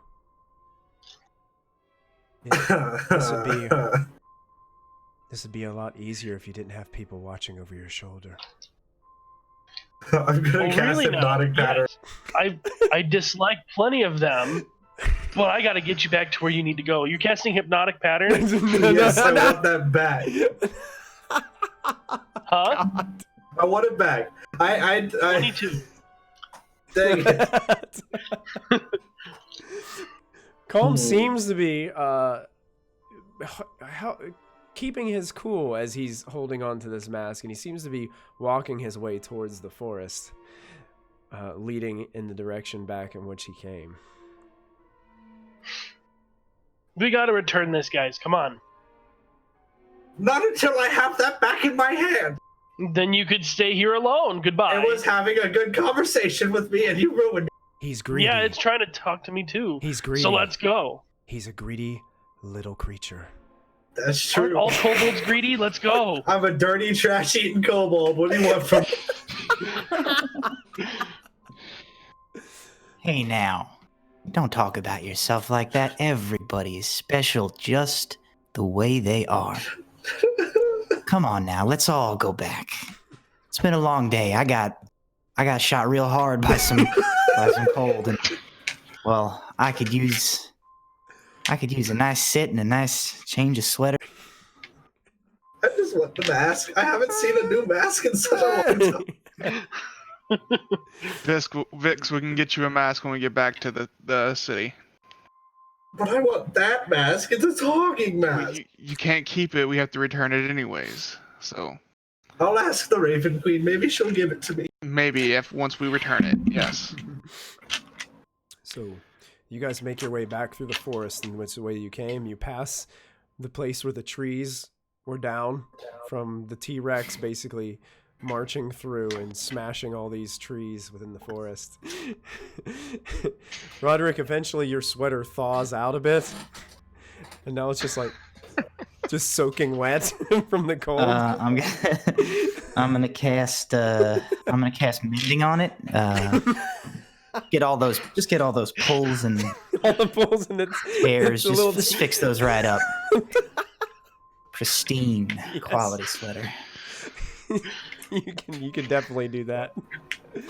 You guys make your way back to the city of Broken Dreams and up to the garden, where you don't see anyone awaiting your presence until you get closer to the steps of the fortress. And as you do, it seems like a flock of birds are flying out of many windows within the fortress. And they start to converge and start to swirl down towards you. And as they do, they descend on the top of the steps, and then they flutter away. And you can see a small figure kneels before you upon the steps, stands up slowly from one knee and starts to walk with a small pitter of footsteps. This person's probably no more than 3 foot tall, but has a large plume of hair that kind of sticks up and is kind of top knotted on the top of his head. Jet black hair. It looks to be a gnome with pale skin. No. Tight black leather armor that seems to be adorned with black feathers. As he steps down, he's dragging a whip behind him, and has this what seems to be like an arcane glow, and these black feathers seem to just slowly emerge from the whip and then dissipate into nothingness as he walks closer to you, dragging the whip. As he gets there, he looks up at all of you and says, well, hi there, everyone. You all look like a great group. Something wrong with your eyes? No, absolutely nothing. Not. Is something wrong? Does it look like there's something wrong with them? Hey, who are you and why are you here? Oh, me. Oh, nice to meet you. My name is Moby. Okay, that doesn't answer my answer as to why you're here. I've been appointed to a new position. It seems the Raven Queen has taken quite a liking to me. Is he telling the truth? Make an insight check. That is an 18. 18 seems Mm-hmm. above board. Yeah. Where's Markella? Oh, she sent me outside to greet you. Well, go back inside and send her out here. I'm not talking to you. I've recently been promoted to Blah, blah, blah, blah. Stop wasting my time. it's my job to watch over that mask that you have in your hand there. Listen, I would totally give this to you, but you're not the one that gave us this quest, so let's go talk to the person who actually told us to do this, and then I'll give her the mask. Make a persuasion check.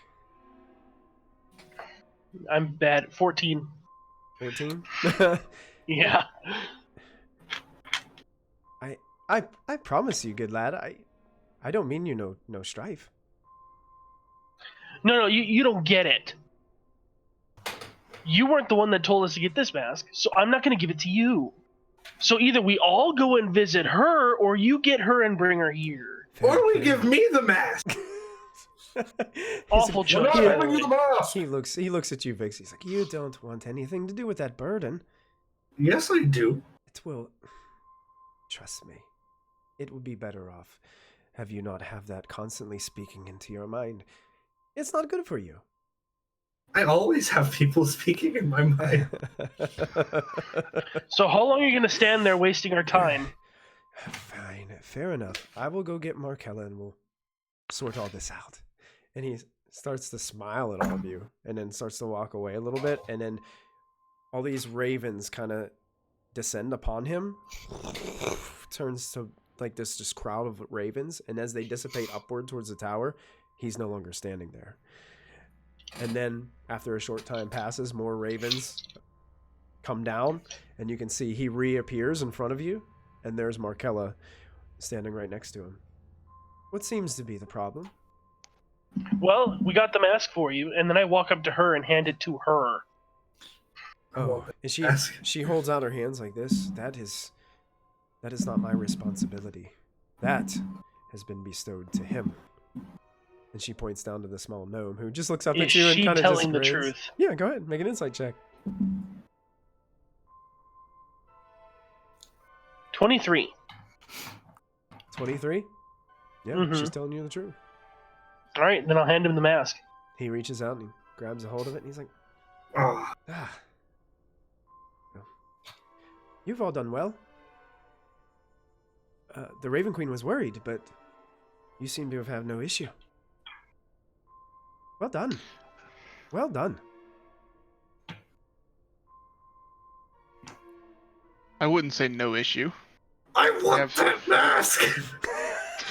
Vix, we will get you another mask. Vix wants I want it so bad! He takes the mask and he seems to take like a pouch that he's holding to his side, and he seems to take the mask and put it in this pouch. He rolls up his whip and hooks it onto his belt and stands there before all of you and says, "But there is another matter that we need to talk about. The Raven Queen is very, very intrigued by all of you. And she has some concerns going on in the future. She's been visited by new visions. And it seems that this threat of Vecna is not the only one that we need to worry about at this point. You see, there are others out there that want to see our beloved Raven Queen fall. No. And we must prepare, because it's coming soon. But I don't want to bore you and stand here about it. Why don't we travel on down to the city and we can...